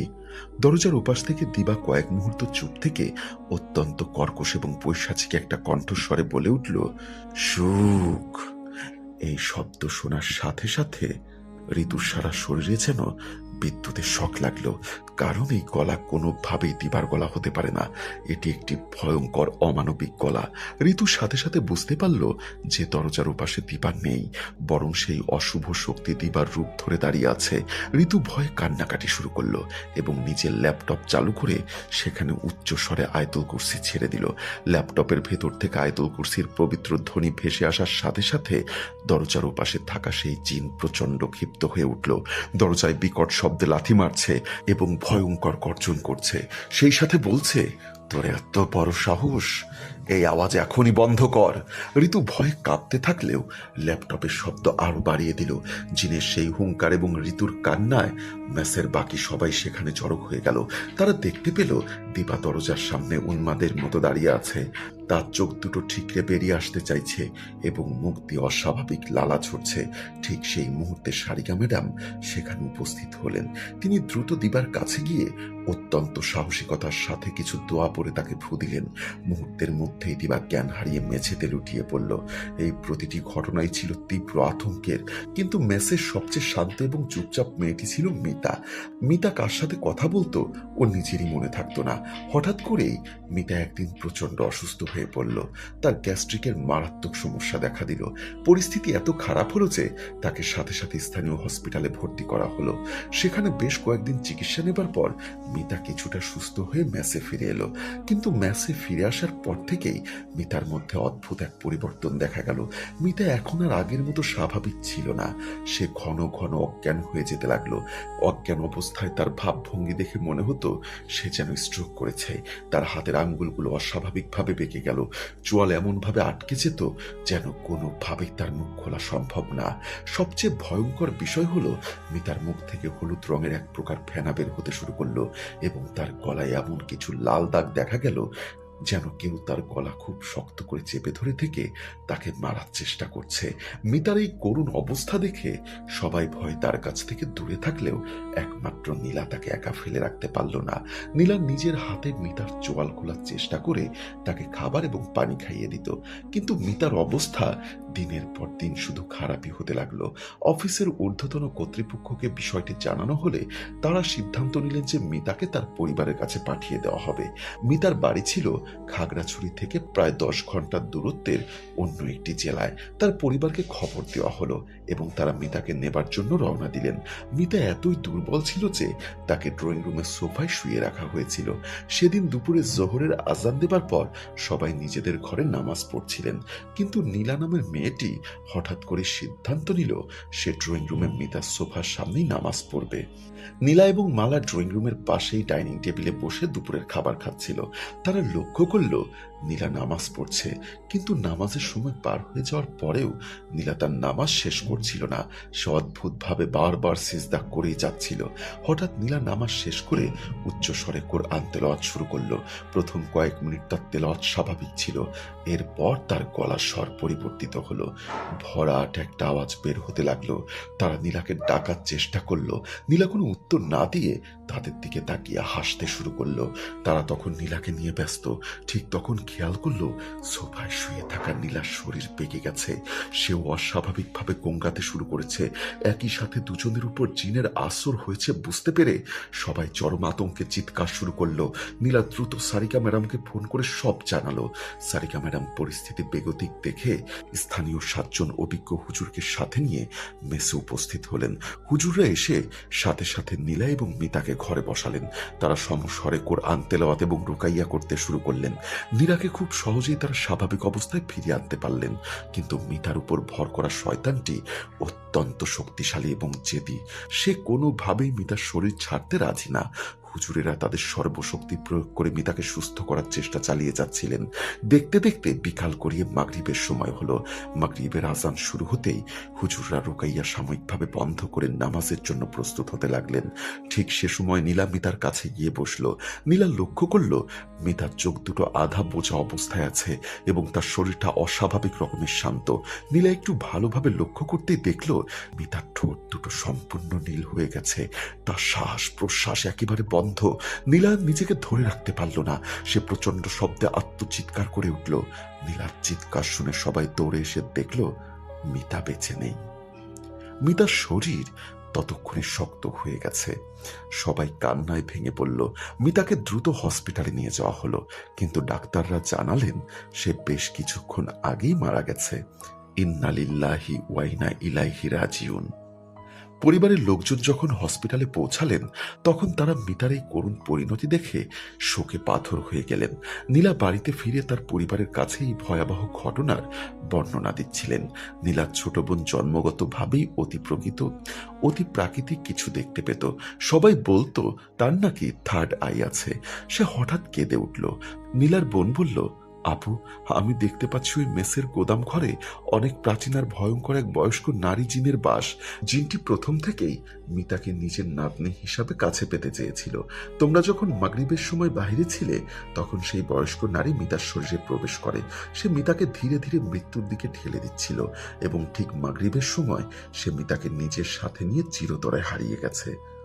মিতার হাতের আঙ্গুল পেকে যাওয়া বা স্ট্রোকের মতো লক্ষণগুলো মূলত সেই জিনের ভয়ঙ্কর উপস্থিতির কারণেই হয়েছিল। মিতার মৃত্যু নিয়ে অনেক বিতর্ক আছে। চিকিৎসা বিজ্ঞান বলেছিল এটি গ্যাস্ট্রিক বা স্ট্রোকের কারণে স্বাভাবিক মৃত্যু, কিন্তু নীলা এবং তার বান্ধবীরা যারা নিজের চোখে এই ভয়ঙ্কর অতি প্রাকৃতিক ঘটনাগুলো দেখেছিল তারা জানতেন আসল সত্যটা কি। এই ঘটনার রেশ এখানেই শেষ হয়নি। মিতা মারা যাবার কয়েকদিন পর তার আত্মার মাগফিরাত কামনার জন্য একটি দোয়া মাহফিলের আয়োজন করা হয়। সেই দোয়া মাহফিলে বসে হঠাৎ করেই বেশ কয়েকজন ছাত্রী একসঙ্গে জিনের আসরের শিকার হয়ে অজ্ঞান হয়ে পড়েছিলেন। সুপ্রিয় শ্রোতা, এই ছিল নীলা এবং তার বান্ধবীদের জীবনের সেই ভয়ঙ্কর করুণ কাহিনী। আমরা মানুষ হিসাবে নিজেদের যত শক্তিশালী মনে করি না কেন, অদেখা জগতের শক্তির সামনে আমরা বড়ই অসহায়। আজকের এই ঘটনাটি আমি সংগ্রহ করেছি নীলা নামের এক আপুর কাছ থেকে। নীলা আপু তার জীবনের এক কালো অধ্যায়ের কথা আমাদের সাথে শেয়ার করেছেন, যা আজ আপনাদের সামনে আমি হুবহু তুলে ধরার চেষ্টা করেছি। যারা এতক্ষণ ধৈর্য ধরে এই লম্বা ঘটনাটি শুনেছেন, তাদের সকলকে অসংখ্য ধন্যবাদ জানাই। আজকের মতো আমি মুহাম্মদ সিফাত আলম এখানেই বিদায় নিচ্ছি। ইনশাআল্লাহ খুব দ্রুত আবারও দেখা হবে। আল্লাহ হাফেজ। এই বলে মোহাম্মদ সিফাত আলম তার ঘটনা শেষ করেছেন। আশা করছি প্রথম থেকে শেষ পর্যন্ত এই ঘটনাটা আপনারা উপভোগ করেছেন। সুপ্রিয় দর্শক ও শ্রোতা, আমরা চলে যাব আমাদের আজকের এপিসোডের পরবর্তী ঘটনায়। কিন্তু যাবার আগে আপনাদেরকে আরো একবার বলে রাখছি, আপনারা যারা আমাদেরকে ঘটনা পাঠাতে চান তারা কিন্তু নির্দ্বিধায় আমাদেরকে ঘটনা পাঠাতে পারেন, এবং আপনারা যদি আমাদেরকে ঘটনা পাঠান আপনাদের জন্য কিন্তু রয়েছে সারপ্রাইজ। এবং কি সেই সারপ্রাইজ সেটা হয়তো বা আপনারা আমাদের ভূত এফএম নাইট ফেসবুক পেজে ফলো করলেই জানতে পারবেন। এবং আমি আপনাদেরকে একটু বলে রাখি, আমাদের এই জার্নিটা আসলে খুবই ছোট, এবং এই ছোট্ট জার্নিতে আমরা কিন্তু আপনাদের জন্য বিশেষ সুবিধার কথা মাথায় রেখে আমরা আপনাদের জন্য গিফটের ব্যবস্থা করেছি। আমি আবারও বলছি, আমাদের এই এপিসোডগুলো কিন্তু প্রতি সপ্তাহে না, আমাদের এই এপিসোডগুলো প্রতিদিন আপনাদের মাঝে উপস্থাপন করা হয়। এবং যেহেতু একটা সপ্তাহ থেকে আর একটা সপ্তাহ 7 দিন, এই 7 দিনে আপনারা আপনার জীবনে ঘটে যাওয়া অথবা আপনার পরিচিত কারো জীবনে ঘটে যাওয়া ঘটনাগুলো আমাদেরকে নির্দ্বিধায় পাঠাতে পারেন। আপনার ঘটনা সিলেক্টেড হলে আমরা প্রতি সপ্তাহে একজন করে স্টোরি অব দ্য উইক বেছে নিব, এবং যার ঘটনা থেকে আমরা বেশি ভিউজ পাবো এবং যার ঘটনা সব থেকে ভালো হবে তার জন্য কিন্তু একটা সারপ্রাইজ গিফট আছে। এবং সেই গিফটটা আশা করছি যে আপনারা আমাদের পেজে ফলো করলে জানতে পারবেন। এবং নতুন নতুন ঘটনার জন্য অবশ্যই আমাদের পেজটাকেও আপনাদের ফলো করতে হবে, আমাদের ইউটিউব চ্যানেলটাকে তো অবশ্যই সাবস্ক্রাইব করে দিতেই হবে। এবং সেই সাথে কিন্তু আপনি আপনার ঘটনাগুলো পাঠাতে পারেন আমাদের মেইলে। আমাদের মেইলটা কোথায় পাবেন? ভিডিওর ডেসক্রিপশন বক্সে গেলেই কিন্তু আপনারা আমাদের ইমেলটি পেয়ে যাবেন, এবং সেই ইমেলে আপনি আপনার ঘটনাগুলো পাঠাতে পারেন। তো চলুন লিসনার, আর কথা না বাড়িয়ে আমরা সরাসরি চলে যাই আমাদের আজকের এপিসোডের নতুন ঘটনায়। একদিন মাঝরাতে প্রচন্ড তৃষ্ণায় আমার ঘুম ভেঙে গেল, কিন্তু আমার এতটুকু শক্তি ছিল না যে বিছানা থেকে উঠে দাঁড়াবো। আমার ঘরের দরজা খোলা ছিল। হঠাৎ ঘরের বাইরে আমার নজর গেল, সেখানে আমি কারো ছায়া দেখতে পেলাম। সেই ছায়াটা নিচু হয়ে আমার উঠোনের মাটিতে ঘুরছিল। আমি আধা ঘুম আর দুর্বলতার ঘরে সব দেখছিলাম, আর দেখতে দেখতেই আমি আবার ঘুমিয়ে পড়লাম। সকালে যখন ঘুম ভাঙল, ঘড়ির দিকে তাকিয়ে দেখে আমি চমকে উঠলাম। দুপুর 3টা বাজে। আমি ভাবলাম, আমি এতক্ষণ ধরে ঘুমোচ্ছি। আমি পাশে শুয়ে থাকা 2 বাচ্চার দিকে তাকালাম। ওরা তখনও অঘরে ঘুমোচ্ছে। আমার মেয়ে মাহিম তখনও জ্বরে ছিল, তাই সীমাও আমাকে ডাকেনি। আমি ওঠার চেষ্টা করছিলাম, ঠিক তখনই খুব কাছ থেকে কারো কান্নার আওয়াজ শুনে আমি ঘাবড়ে গেলাম। আমি ভাবলাম, আরে এটা তো সীমার আওয়াজ। আমি দেওয়াল ধরে ধীরে ধীরে সেই আওয়াজের দিকে গেলাম। সীমা তার ছেলেকে কোলে নিয়ে অনবরত কেঁদে যাচ্ছে। ওর ছেলের হাত পা একদম পেকে গেছিল, শ্বাস খুব দ্রুত পড়ছে। আমি এই অবস্থা দেখে ভয় পেলাম। বললাম, কি হয়েছে সীমা? আমার দেবর মলিন গলায় বলল, জানি না ভাবি কি হয়ে গেল।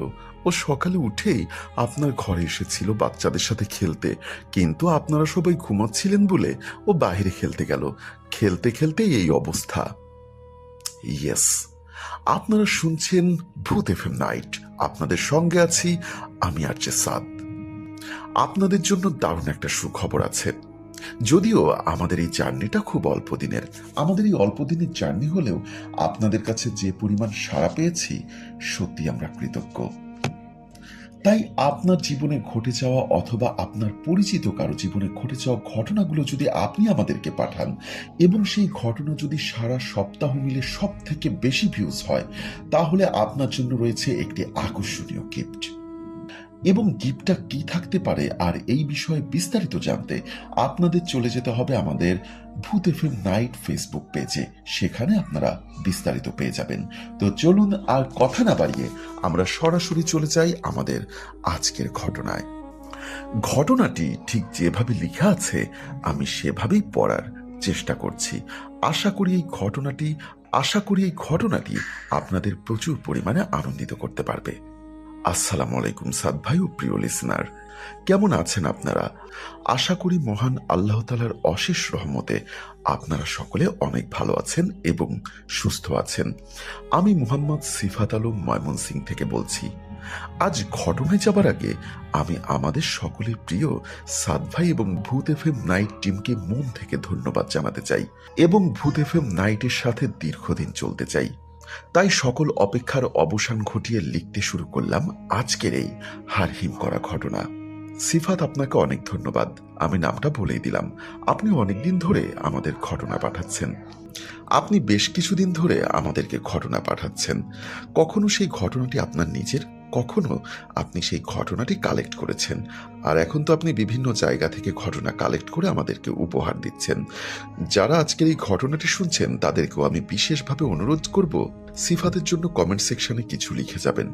তো চলুন আমরা ঘটনায় চলে যাই। ঘটনার শুরুতেই আপনাদেরকে ছোট্ট একটি কথা বলার প্রয়োজনীয়তা অনুভব করছি। মানুষকে মানসিক ভারসাম্যহীনতার অজুহাত দিয়ে অতি প্রকৃত বিষয়গুলোকে উড়িয়ে দেওয়াটা সবসময় যুক্তি এবং সাধারণ জ্ঞানের একেবারে পরিপন্থী একটি কাজ। ফাদার ইগনেশিয়াস থরন বলেছেন যে পবিত্র কোনো ধর্মীয় চিহ্ন বা পবিত্র পানি ছিটিয়ে দিলেই মানসিক রোগীর প্রলাপ বন্ধ হয়ে যায় না। তিনি ছিলেন একজন সম্মানিত ধর্মজাতক। তার সেন্ট মাইকেল নামক একটি ক্যাথলিক মিশন ছিল। সেখানে একজন ধর্মযাজক হিসাবে ছিলেন। সময়টা 1906 সালের। সে বছর ফাদার ইগনেশিয়াস 16 বছর বয়সী এক খ্রিস্টান ধর্মাবলম্বী এক আদিবাসী মেয়ের ঘটনার সাথে জড়িয়ে পড়েন। সেই মেয়েটির নাম ছিল কোরাজেলোস। পরবর্তী সময়ের নথিপত্রগুলোতে তাকে ওমেলি নামেও উল্লেখ করা হয়েছে।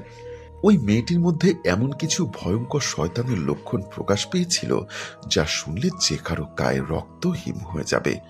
তার শরীরের বিভিন্ন অঙ্গ, বিশেষ করে তার ঘাড়, অস্বাভাবিক ও ভয়ঙ্করভাবে লম্বা হয়ে যেত। সে শূন্যে ভেসে উঠত অত্যন্ত হিংস্রভাবে। এমন সব ভাষায় সে কথা বলতে পারত যা কখনোই তার জানার কথা না। তার মধ্যে অমানবিক শক্তি ভর করত। সে মানুষের মনের কথা পড়তে পারত এবং সম্পূর্ণ এক অশুভ দানবীয় কণ্ঠে কথা বলতো। এর বাহিরেও তার মধ্যে অনেক ভয়ঙ্কর লক্ষণ দেখা গেছিল। ঘটনাটির সূত্রপাত হয়েছিল সেই বছরের গ্রীষ্মকালে। সে সময় জেলেস ফাদার ইগনেশিয়াসকে একটি গোপন কথা জানিয়েছিলেন। সে ফাদারকে বলেছিল যে সে অশুভ শক্তির কাছে নিজেকে সমর্পণ করেছে। সহজ কথায় বলতে গেলে সে শয়তানের সাথে একটি চুক্তি করে ফেলেছে। সেপ্টেম্বর মাস না আসতে আসতেই সবাই দেখতে পেল যে জেলেস পুরোপুরিভাবে অশুভ শক্তির দখলে চলে গেছে। ফাদার ইগনেশিয়াস এবং মিশনে কর্মরত অন্যান্য ধর্মজাতক ও সিস্টাররা যে তাদের এই ক্রমশ খারাপ হতে থাকা এবং নিয়ন্ত্রণের বাইরে চলে যাওয়া আচরণ সামলাতে রীতিমতো হিমশিম খাচ্ছিলেন। তাদের সামনে তখন কেবল একটি মাত্রই পথ খোলা ছিল। সেন্ট মাইকেল মিশনের প্রধান তখন নাটালের বিশপ ডক্টর আর্থার রোমালের কাছে একটি চিঠি লিখেন। ওই চিঠিতে তিনি ফাদার ইগনেশিয়াস যেন জিসেলের উপর শয়তান তাড়ানোর জন্য এক্সরসিজম করতে পারেন তার জন্য প্রয়োজনীয় অনুমতির আবেদন করেছিলেন। তবে খুব বেশি সময় পার হওয়ার আগেই মিশনে আরও একটি ভয়াবহ ঘটনা ঘটে যায়। মরিয়াম নামের দ্বিতীয় আরেকটি মেয়েও সেই অশুভ শক্তির শিকার হয়। বলা হয়ে থাকে যে ওই মেয়েটির শরীরে একসাথে 7টি শয়তান প্রবেশ করেছিল। দিনটি ছিল 1906 সালের 5 জুলাই। 16 বছর বয়সী জেসেল তার ফাদার ইগনেশিয়াসের হাতে একটি কাগজের টুকরো তুলে দেয়। সেই কাগজে লেখা ছিল যে সে শয়তানের দাসত্ব গ্রহণ করেছে। জেসেল কেন এরকম ভয়ঙ্কর একটি শয়তানের চুক্তি করেছিল তার সঠিক কারণটি পুরোপুরি পরিষ্কার নয়। ফাদার ইগনেশিয়াস তার সেই সময়ের লেখা প্রতিবেদনে উল্লেখ করেছিলেন যে মেয়েটির অতীতের নির্যাতনের শিকার হওয়ার ইতিহাস ছিল। তাছাড়া তার বাবা আদিবাসীদের নিজস্ব ধর্ম পালন করতেন এবং তারা জেসেলকেও অভিশাপ দিয়েছিলেন। এই বিষয়গুলোই হয়তো তাকে ওই ভয়ঙ্কর পথে ঠেলে দিয়েছিল। তবে যে বিষয়টি সবার কাছে একেবারে স্পষ্ট তা হলো ওই একই বছরে 13 সেপ্টেম্বর সকাল 9:30টার দিকে জেসেলের উপর প্রথমবারের মতো শয়তান তাড়ানোর প্রতিক্রিয়া অর্থাৎ এক্সোসিজম শুরু হয়। ফাদার ইগনেসিয়াস জানিয়েছিলেন তিনি যখন ধর্মীয় আচার শুরু করেন তখন জেসেল পাগলের মতো প্রলাপ বকছিল এবং বিকট শব্দে চিৎকার করছিল। এর আগের দিনগুলোতে এবং সপ্তাহগুলোতে সে ফাদার এবং মিশনের অন্যান্য সবার প্রতি চরম হিংস্র আচরণ করেছিল। সে রাগে নিজের দাঁত কিরমির করত এবং নিজের পণ্যের কাপড় ছিঁড়ে ফেলত। পবিত্র জিনিসপত্র যেমন ফাদারে ব্যবহৃত পবিত্র বস্তু এবং পবিত্র পানি তাকে পুরোপুরিভাবে বিকর্ষণ করত। ফাদারের ভাষ্য অনুযায়ী মেয়েটির চোখ দুটো রাগে যেন জলজল করত এবং সে ভয়ঙ্করভাবে নিজের শরীর মোচড়াত। সে মিশনে থাকা সিস্টারদের মারধর করার জন্য ঘুষি মারার জন্য সবসময় মরিয়া থাকত। যখন সে সিস্টারদের আঘাত করতে সক্ষম হতো তখন তার সেই আঘাতের জোর এতটাই বেশি থাকতো যে সিস্টারদের হাতের চামড়া কালচে হয়ে যেত। প্রিয় লিসনার, এই 16 বছর বয়সী কিশোরীর আচরণ শুধুমাত্র এখানেই থেমে থাকেনি। এই আচরণগুলো অসম্ভব মাত্রায় পৌঁছে গেছিল। প্রায় প্রতিদিনই মেয়েটি অলৌকিকভাবে শূন্যে ভেসে উঠত। সে মাটি থেকে 4-5 ফুট উপরে ভাসতে থাকত। মাঝে মাঝে সিস্টাররা তাকে জোর করে মাটিতে চেপে ধরে রাখার চেষ্টা করলেও সে তাদের শক্তিকে হার মানিয়ে শূন্যে উঠে যেত। আর যারা তাকে মাটিতে অর্থাৎ নিচে নামানোর চেষ্টা করত তারা যে শুধু ব্যর্থই হতো তা নয়, বরং একাধিকবার এমনও হয়েছে যে জেলেসকে টানতে গিয়ে তারাও শূন্যে ভেসে উঠেছে। ভয়ঙ্কর সেই অশুভ শক্তির প্রভাবে জেসেল আনুভূমিক এবং উলম্ব উভয়ভাবেই মাটি থেকে উপরে উঠে যেত। এমনকি তার পণ্যের কাপড়গুলোর ব্যাপারেও বলা হয়েছিল যে সেগুলো মধ্য আকর্ষণ শক্তিকে অস্বীকার করত। অসম্ভব হলেও সত্যি যে কাপড়গুলো তার শরীরের সাথে একেবারে শক্তভাবে লেগে থাকত, ঠিক যেন এমন একটা অদৃশ্য বুদবুদের ভেতর অবস্থান করছে যা সমস্ত পদার্থ বিজ্ঞানের নিয়মকে দূরে ঠেলে দিচ্ছে।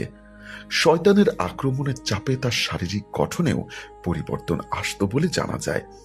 1 বছর পর নাটালের বিশপের লেখা একটি চিঠিতে উল্লেখ করা হয়েছিল যে জিসমের মুখমণ্ডল হঠাৎ করেই এত বেশি ফুলে যে তার চোখ দুটো পর্যন্ত সে খুলতে পারত না। ফাদার ইগনেসিয়াসের মতে অন্যান্য সময় জিঙ্গেল নিজের শরীরকে টেনে লম্বা করত। তার ঘাড় অস্বাভাবিকের চেয়ে 2 বা 3 গুণ বেশি লম্বা হয়ে যেত। মাঝে মাঝে হাড় মুটকে যাওয়ার মতো বিকট শব্দের সাথে সাথে তার হাত এবং পাগুলো এমনভাবে লম্বা হয়ে যেত যেন মনে হতো সেগুলো এক্ষুনি ভেঙে টুকরো টুকরো হয়ে যাবে। দৃশ্যটি ছিল চরম ভয়ঙ্কর। 16 বছর বয়সে একটি মেয়ে আধ্যাত্মিক এবং শারীরিকভাবে এমন সব শক্তির দ্বারা নির্যাতিত হচ্ছিল যা মানুষের সাধারণভাবে বোধগম্য নয়।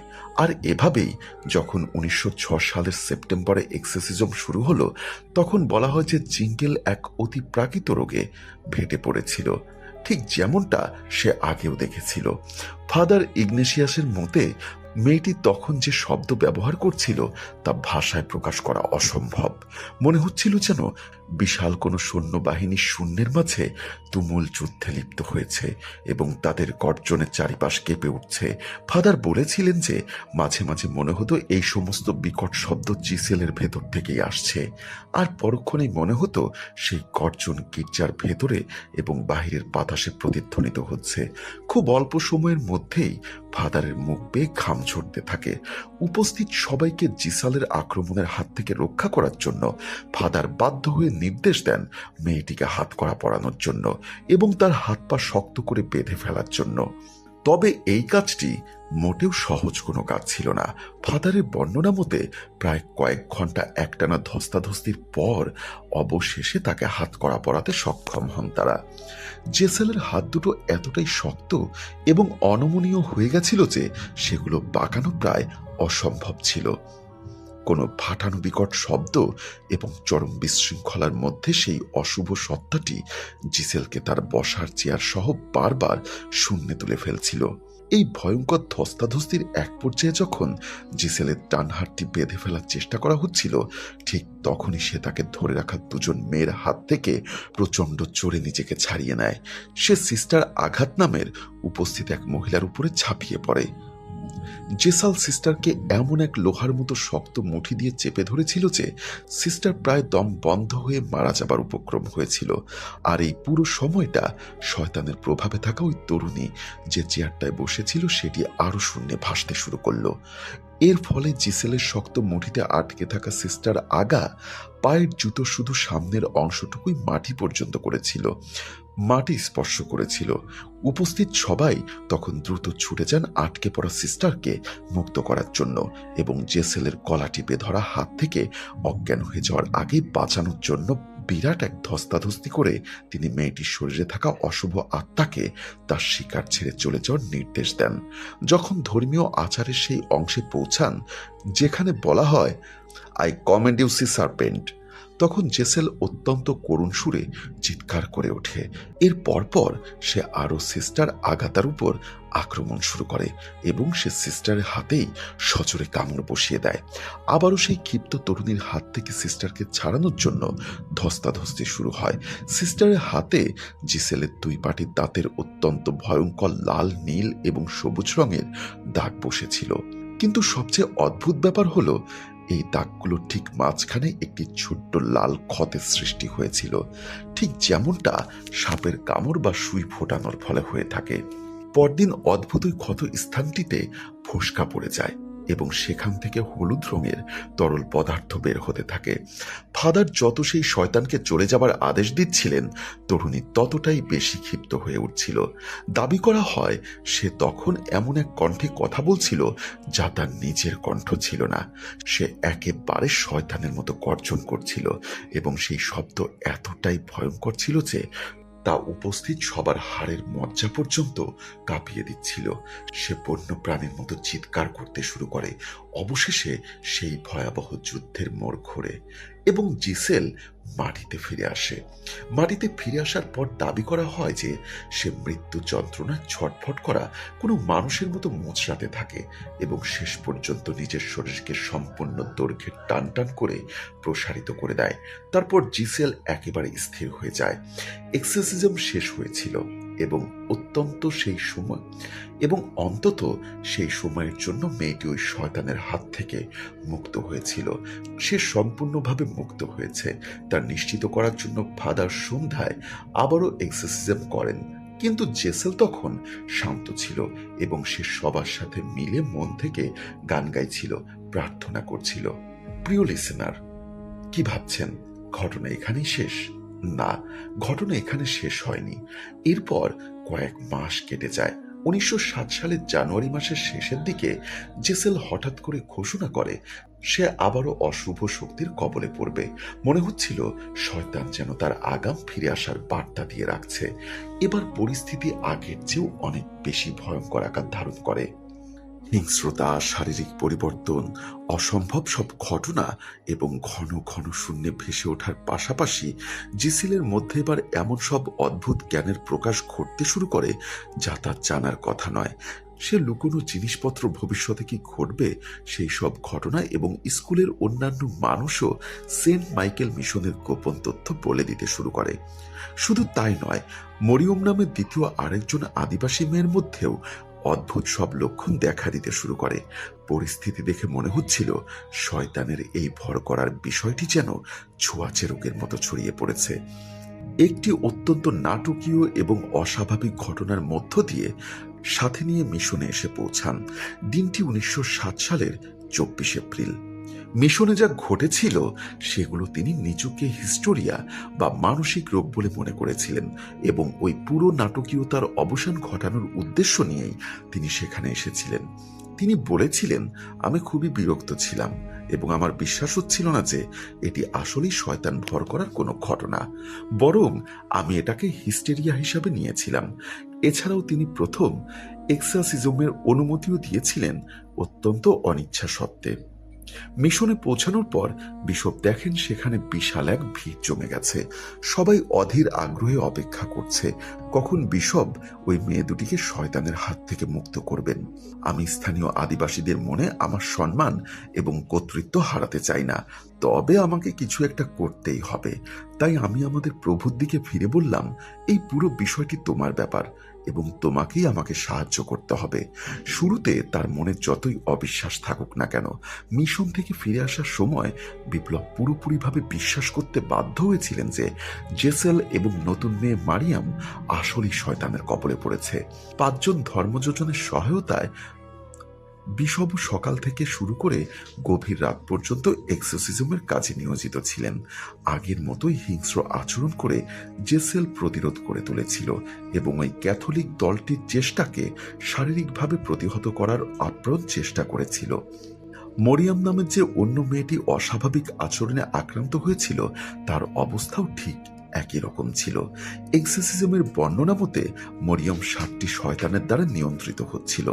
এক্সোসিজম শেষ হওয়ার পর ওই 7টি শয়তান তার শরীর ছেড়ে যেতে বাধ্য হয়েছিল। আর জিসেলের ক্ষেত্রে অত্যন্ত চাঞ্চল্যকরভাবে দাবি করা হয় যে তাকে যে ভাষাতেই প্রশ্ন করা হচ্ছিল, সে প্রতিটি ভাষাতেই উত্তর দিতে পারছিল। ল্যাটিন, পলিশ, জার্মান, ফ্রেঞ্চ ইত্যাদি ভাষায় তাকে প্রশ্ন করা হয়েছিল, যদিও সে আগে কখনোই এই ভাষাগুলো সম্পর্কে জানেননি বা শেখেননি। উপস্থিত সবার মনে এই দৃঢ় বিশ্বাস জন্মেছিল যে জিসেল আসলে জিসেল হিসাবে এসব করছে না, তার শরীর এবং তার জিহ্বা অন্য কোনো সত্তার দ্বারা নিয়ন্ত্রিত। তার এই সত্তা যে কেবল একাধিক ভাষা বুঝতে পারছিল তাই নয়, শয়তানে ভর করা ওই মেয়েটি ল্যাটিন ভাষার ধর্মযোজনদের রীতিমতো উপহাস করছিল। সে তাদের উচ্চারণের ভুলগুলো ধরিয়ে দিচ্ছিল এবং মাঝে মাঝে নির্দিষ্ট কিছু শব্দ নিয়ে মজা করছিল। বিশপ এবং তার দলের কাজে ব্যাঘাত ঘটানোর জন্য সে অদ্ভুত এক ভঙ্গিতে সবগুলোর উপর জোর দিচ্ছিল এবং দুষ্টুমির ছলে সেগুলো সুর করে গাইছিল। দেখে মনে হচ্ছিল জিসেল, অথবা বলা ভালো তাকে নিয়ন্ত্রণকারী ওই অশুভ আত্মাটি সবার মনোযোগের কেন্দ্রবিন্দু হতে পেরে বেশ মজা পাচ্ছিল এবং পবিত্র সবকিছুকে বাধাগ্রস্ত ও উপহাস করার চেষ্টা করছিল। শয়তানে ভর করা ওই মেয়ে এবং বিশপের মধ্যে চলা একটি অত্যন্ত ভয়ানক ধস্তাধস্তির সময় শয়তানটিকে তার নিজের নাম বলতে বলা হয়। বিশপের ভাষ্যমতে জিসাল তার নাম বলতে অস্বীকৃতি জানায়। তাকে আরো জোরালোভাবে নির্দেশ দেওয়া হলে সে বলে, আমি নাম বলতে পারবো না, তবে আমি বানান করে দিতে পারি।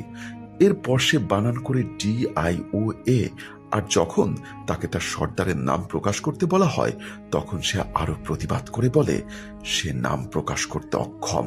তবে শেষ পর্যন্ত সে সেই নামটিও বানান করে বলে। সে তার নাম আঙ্গুল দিয়ে শূন্যের উপর একটা করে অক্ষর লিখে নামটা প্রকাশ করে। নামটি ছিল লুসিফার। ঘন্টার পর ঘন্টা পার হতে থাকে এবং এক্সোসিজমের এর তেজ আরো বাড়তে শুরু করে। তখন ওই নিয়ন্ত্রণকারী অশুভ সত্তাটি তার কৌশল পরিবর্তন করে। সে বুঝতে পারে যে বিশপ এবং ধর্মযাজকরা তাকে না তাড়ানো পর্যন্ত সেখান থেকে কিছুতেই নড়বেন না। তখন জেসেলের মুখ থেকে বেরিয়ে আসা সেই ভয়ঙ্কর কণ্ঠস্বরটি মিশরের এরাবেলা নামের অন্য একটি মেয়ের শরীরে প্রবেশ করার অনুমতি চেয়ে অনুনয় বিনয় করতে থাকে। অবশেষে বিশপ কিছুটা বিরতি নেওয়ার ঘোষণা দেন। তখন রাত 9টা বাজে। তারা ঠিক 7 ঘন্টা আগে দুপুর 2টোর সময় এই শয়তান তাড়ানোর কাজ শুরু করেছিলেন। পরদিন সকালে বিশপ এরাবেলায় নিরাপত্তার কথা ভেবে অত্যন্ত উদ্বিগ্ন হয়ে তাকে মিশন থেকে অনেক দূরে পাঠিয়ে দেন। অদ্ভুত ব্যাপার হলো, যখন তিনি জিসেলের উপর আবার এক্সোসিজম শুরু করেন তখন জিসেল আবারও সেই অস্বাভাবিক কণ্ঠে বলে ওঠে যে তাকে সেখান থেকে দূরে সরিয়ে দেওয়া হয়েছে, অথচ মেয়েটিকে মিশন স্কুল থেকে সবার আড়ালে আলাদা করে সরিয়ে ফেলা হয়েছিল। তাই এই খবর জিসালের কোনোভাবেই জানার কথা না। অবশেষে বিশপ এবং তার যাজক দল সফল হন। কয়েক মাস আগে ফাদার ইগনোশিয়াস যে এক্সোসিজম করেছিলেন, ঠিক সেই ঘটনার মতোই এক্সোসিজমের শেষ পর্যায়ে জিসেল মেঝেতে লুটিয়ে পড়ে এবং প্রচণ্ড ব্যথায় ভয়ঙ্করভাবে গোংড়াতে শুরু করে। এরপর ক্রস চিহ্ন আঁকার সাথে সাথে তার শরীরে এক ধরনের খিঁচুনি তৈরি হয় এবং সে মৃত এর মতো একেবারে নিশ্চল হয়ে পড়ে। শয়তানটি চলে যাবার সাথে সাথে পুরো ঘরটি একটি অত্যন্ত দুর্গন্ধযুক্ত বাতাসে ভরে গেছিল। এরপর জিসেল সেই অশুভ শক্তির হাত থেকে মুক্ত হয় এবং দীর্ঘ 6 বছর এভাবেই সুস্থ থাকে। অবশেষে 1913 সালের 14ই মার্চ মাত্র 22 বছর বয়সে অত্যন্ত মর্মান্তিকভাবে তার মৃত্যু হয়।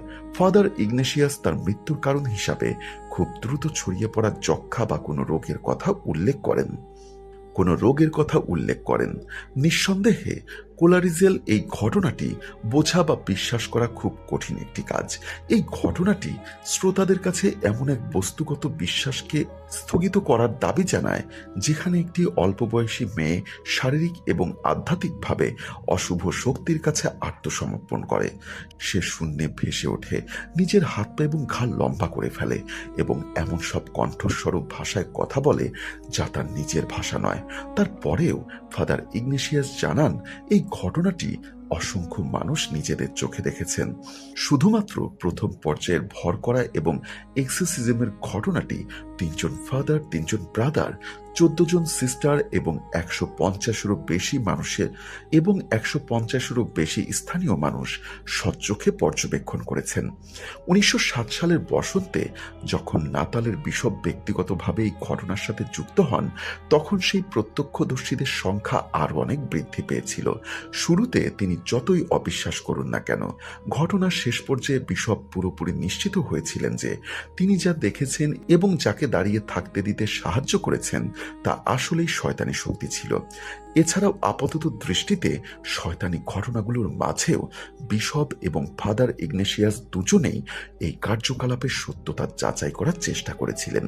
প্রিয় লিসনার, 20 শতাব্দীর শুরুতে সাউথ আফ্রিকার কোরা জিসেলের সাথে এবং তার আশেপাশে ঘটে যাওয়া এই ঘটনাটি আমাদের মনে করিয়ে দেয় যে অন্ধকার এবং অদেখা জগতে এমন ভয়ঙ্কর ঘটনা ঘটা মোটেও কোনো ব্যতিক্রম কিছু নয়। আজকের এই ঘটনাটি আমাকে বলেছিলেন নরওয়ে প্রবাসী এক বন্ধু। তার এসব প্যারানর্মাল বিষয়ে বেশ আগ্রহ ছিল। সে প্রচুর রিসার্চ করত এসব নিয়ে। এমনই এক ঘটনার প্রতিটি তারিখ বর্ণনা 100 ভাগ নিখুঁত। সুপ্রিয় লিসনার, যদি আপনারা এই ঘটনা নিয়ে নিজেরা জানতে চান বা রিসার্চ করতে চান, তবে আমাকে জানাবেন। আমি ঘটনার সব চরিত্রের নাম, স্থান সব শেয়ার করব। আমি এখানে সেগুলো শেয়ার করিনি, কেননা আমি আমার সেই বন্ধুর অনুমতি নিতে পারিনি। সবাই তার জন্য দোয়া করবেন। সে ব্রেন টিউমারে আক্রান্ত, বর্তমানে সিঙ্গাপুরে চিকিৎসাধীন রয়েছেন। আপনারা সবাই খুব ভালো থাকবেন, সাবধানে থাকবেন। আল্লাহ হাফেজ। এই বলে তিনি তার ঘটনা শেষ করেছেন। আশা করছি এই ঘটনাটি আপনাদের ভালো লেগেছে। যদি ভালো লাগে অবশ্যই আমাদের জানাবেন। যে ঘটনাটি আপনারা শুনলেন সেটি সিফাত আলম সংগ্রহ করেছেন এবং সংগ্রহ করেছেন তার বন্ধুর কাছ থেকে। আর সে কারণে এই ঘটনাটি স্থান পেল ভূত এফএম নাইটে। আমরা চলে যাব আমাদের পরবর্তী ঘটনায়। তার আগে আপনাদেরকে আবারও জানিয়ে রাখি, বন্ধুরা, আমরা আপনাদের জন্য দারুণ গিফটের ব্যবস্থা রেখেছি।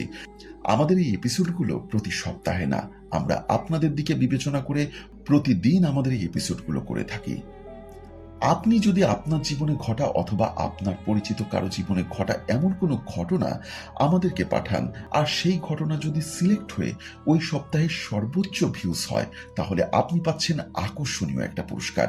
কি পুরস্কার সেটা জানতে হলে আপনাদেরকে নজর রাখতে হবে আমাদের ভূত এফএম নাইট ফেসবুক পেজে।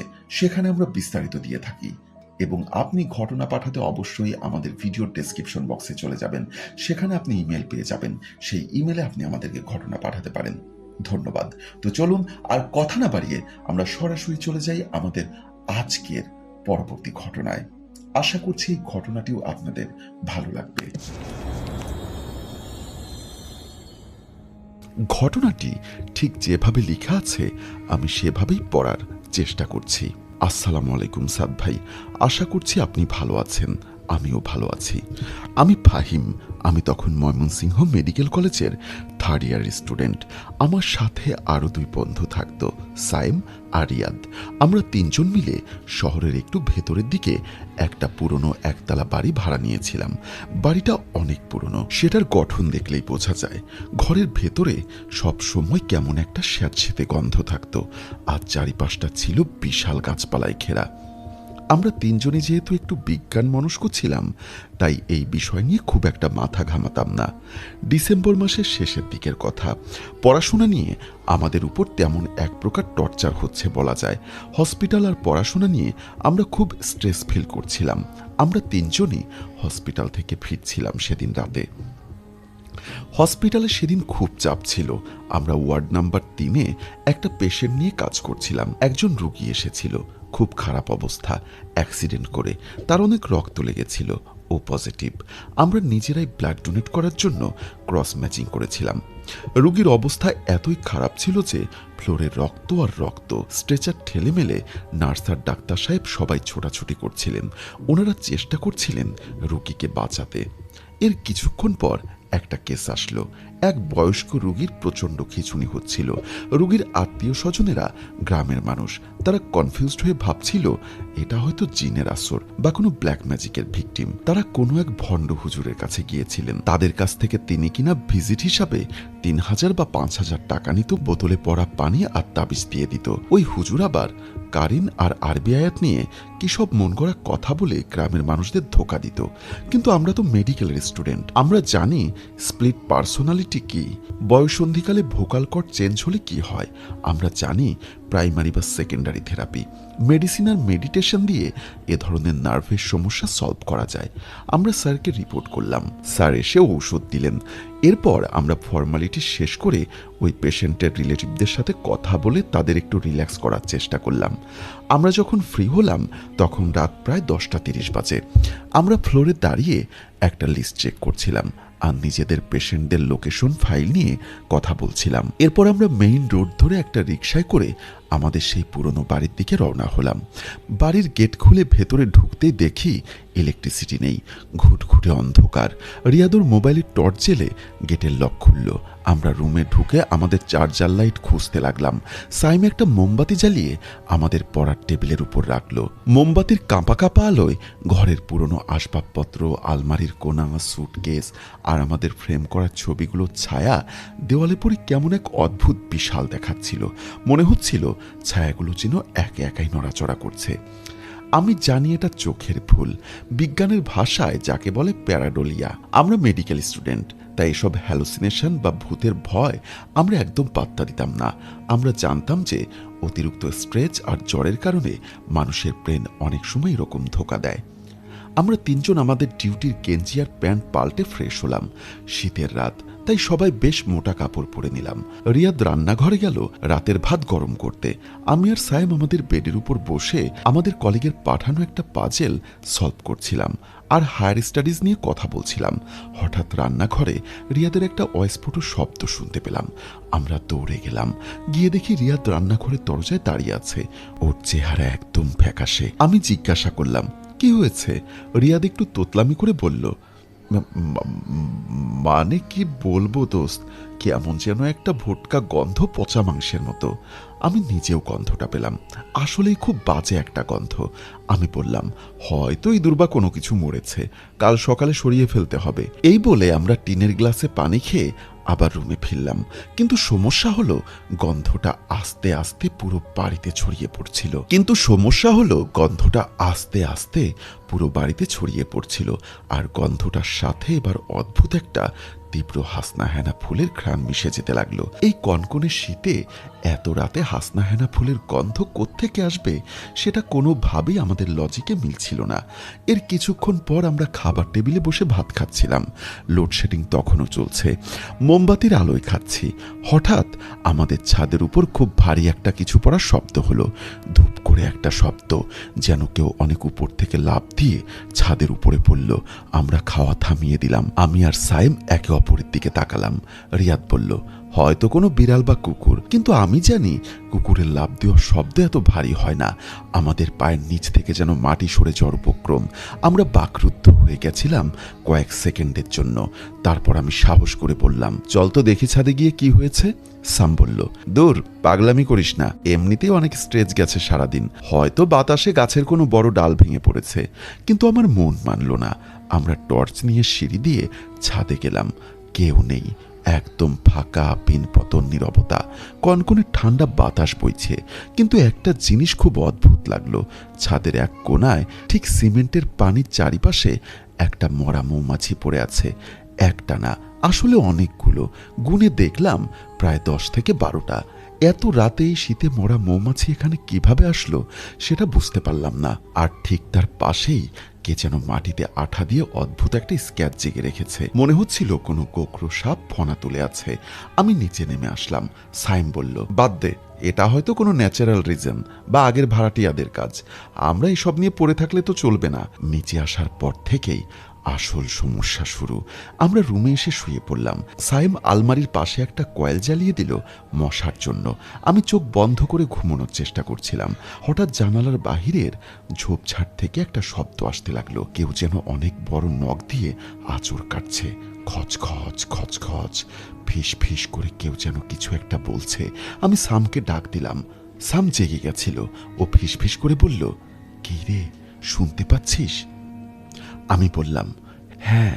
এরপর হঠাৎ করে আমাদের রুমের ভেতরের তাপমাত্রা একদম কমে গেল। এতক্ষণ স্বাভাবিক শীত ছিল, কিন্তু এখন মনে হচ্ছে আমরা কোনো বরফের ঘরে আছি। আমার গায়ের রক্ত হিম হয়ে গেছিল। আমি হতভম্ব হয়ে জানালার দিকে তাকিয়ে থাকি আর বলি, ওখানে কে? অন্ধকারে জানালার ঠিক বাহিরে কেউ একজন দাঁড়িয়েছিল। স্পষ্ট একটা মানুষের অবয়ব, কিন্তু অনেক লম্বা। তার চোখ দুটো অন্ধকারে চলচল করছিল। আমি স্পষ্ট দেখলাম কোনো মনের ভুল না, মানুষটা একদম জিন্দা লাশের মতো স্থির হয়ে দাঁড়িয়ে আছে। আমি রিয়াদকে ডাকতে যাব, এমন সময় আমাদের রুমের দরজাটা বিকট শব্দে কেঁপে উঠল। কেউ যেন বাহির থেকে দরজাটা সজোরে ধাক্কা দিচ্ছে। ধাক্কার চোটে দরজার সিটকেনি যেন এক্ষুনি ভেঙে পড়বে। আমরা তিনজনই বিছানায় বসে পড়লাম। আমাদের মুখে কোনো ভাষা আসছিল না, গলা দিয়ে কোনো আওয়াজ বের হচ্ছিল না। ভয়ে আমার পা মাটির সাথে গেঁথে গেল। আমি নড়তে চাইলেও শরীর অবশ হয়ে আসছিল। দরজার সেই বিকট ধাক্কার পর আমরা তিনজন পাথরের মতো স্থির। মনে হচ্ছিল যেন হার্টবিট একদম থেমে গেছে। ওই কনকনে শীতের মধ্যেও আমার কপাল বেয়ে ঘাম ঝরছিল। সাইমোর মোবাইলটা হাতে নিয়ে টর্চ জ্বালাতে যাচ্ছিল, কিন্তু ওর হাত এত কাঁপছিল যে মোবাইল ফ্লোরে পড়ে গেল। আমি হতভম্ব হয়ে ওদিকে তাকিয়ে থাকি আর বলি, কি করছিস তুই? রিয়াদ একটু সাহস করে বিছানা থেকে নামলো। ও আমাদের টিমের লিডার টাইপ ছিল সবসময়। ও খুব সন্তর্পণে জানালার দিকে এগিয়ে গেল।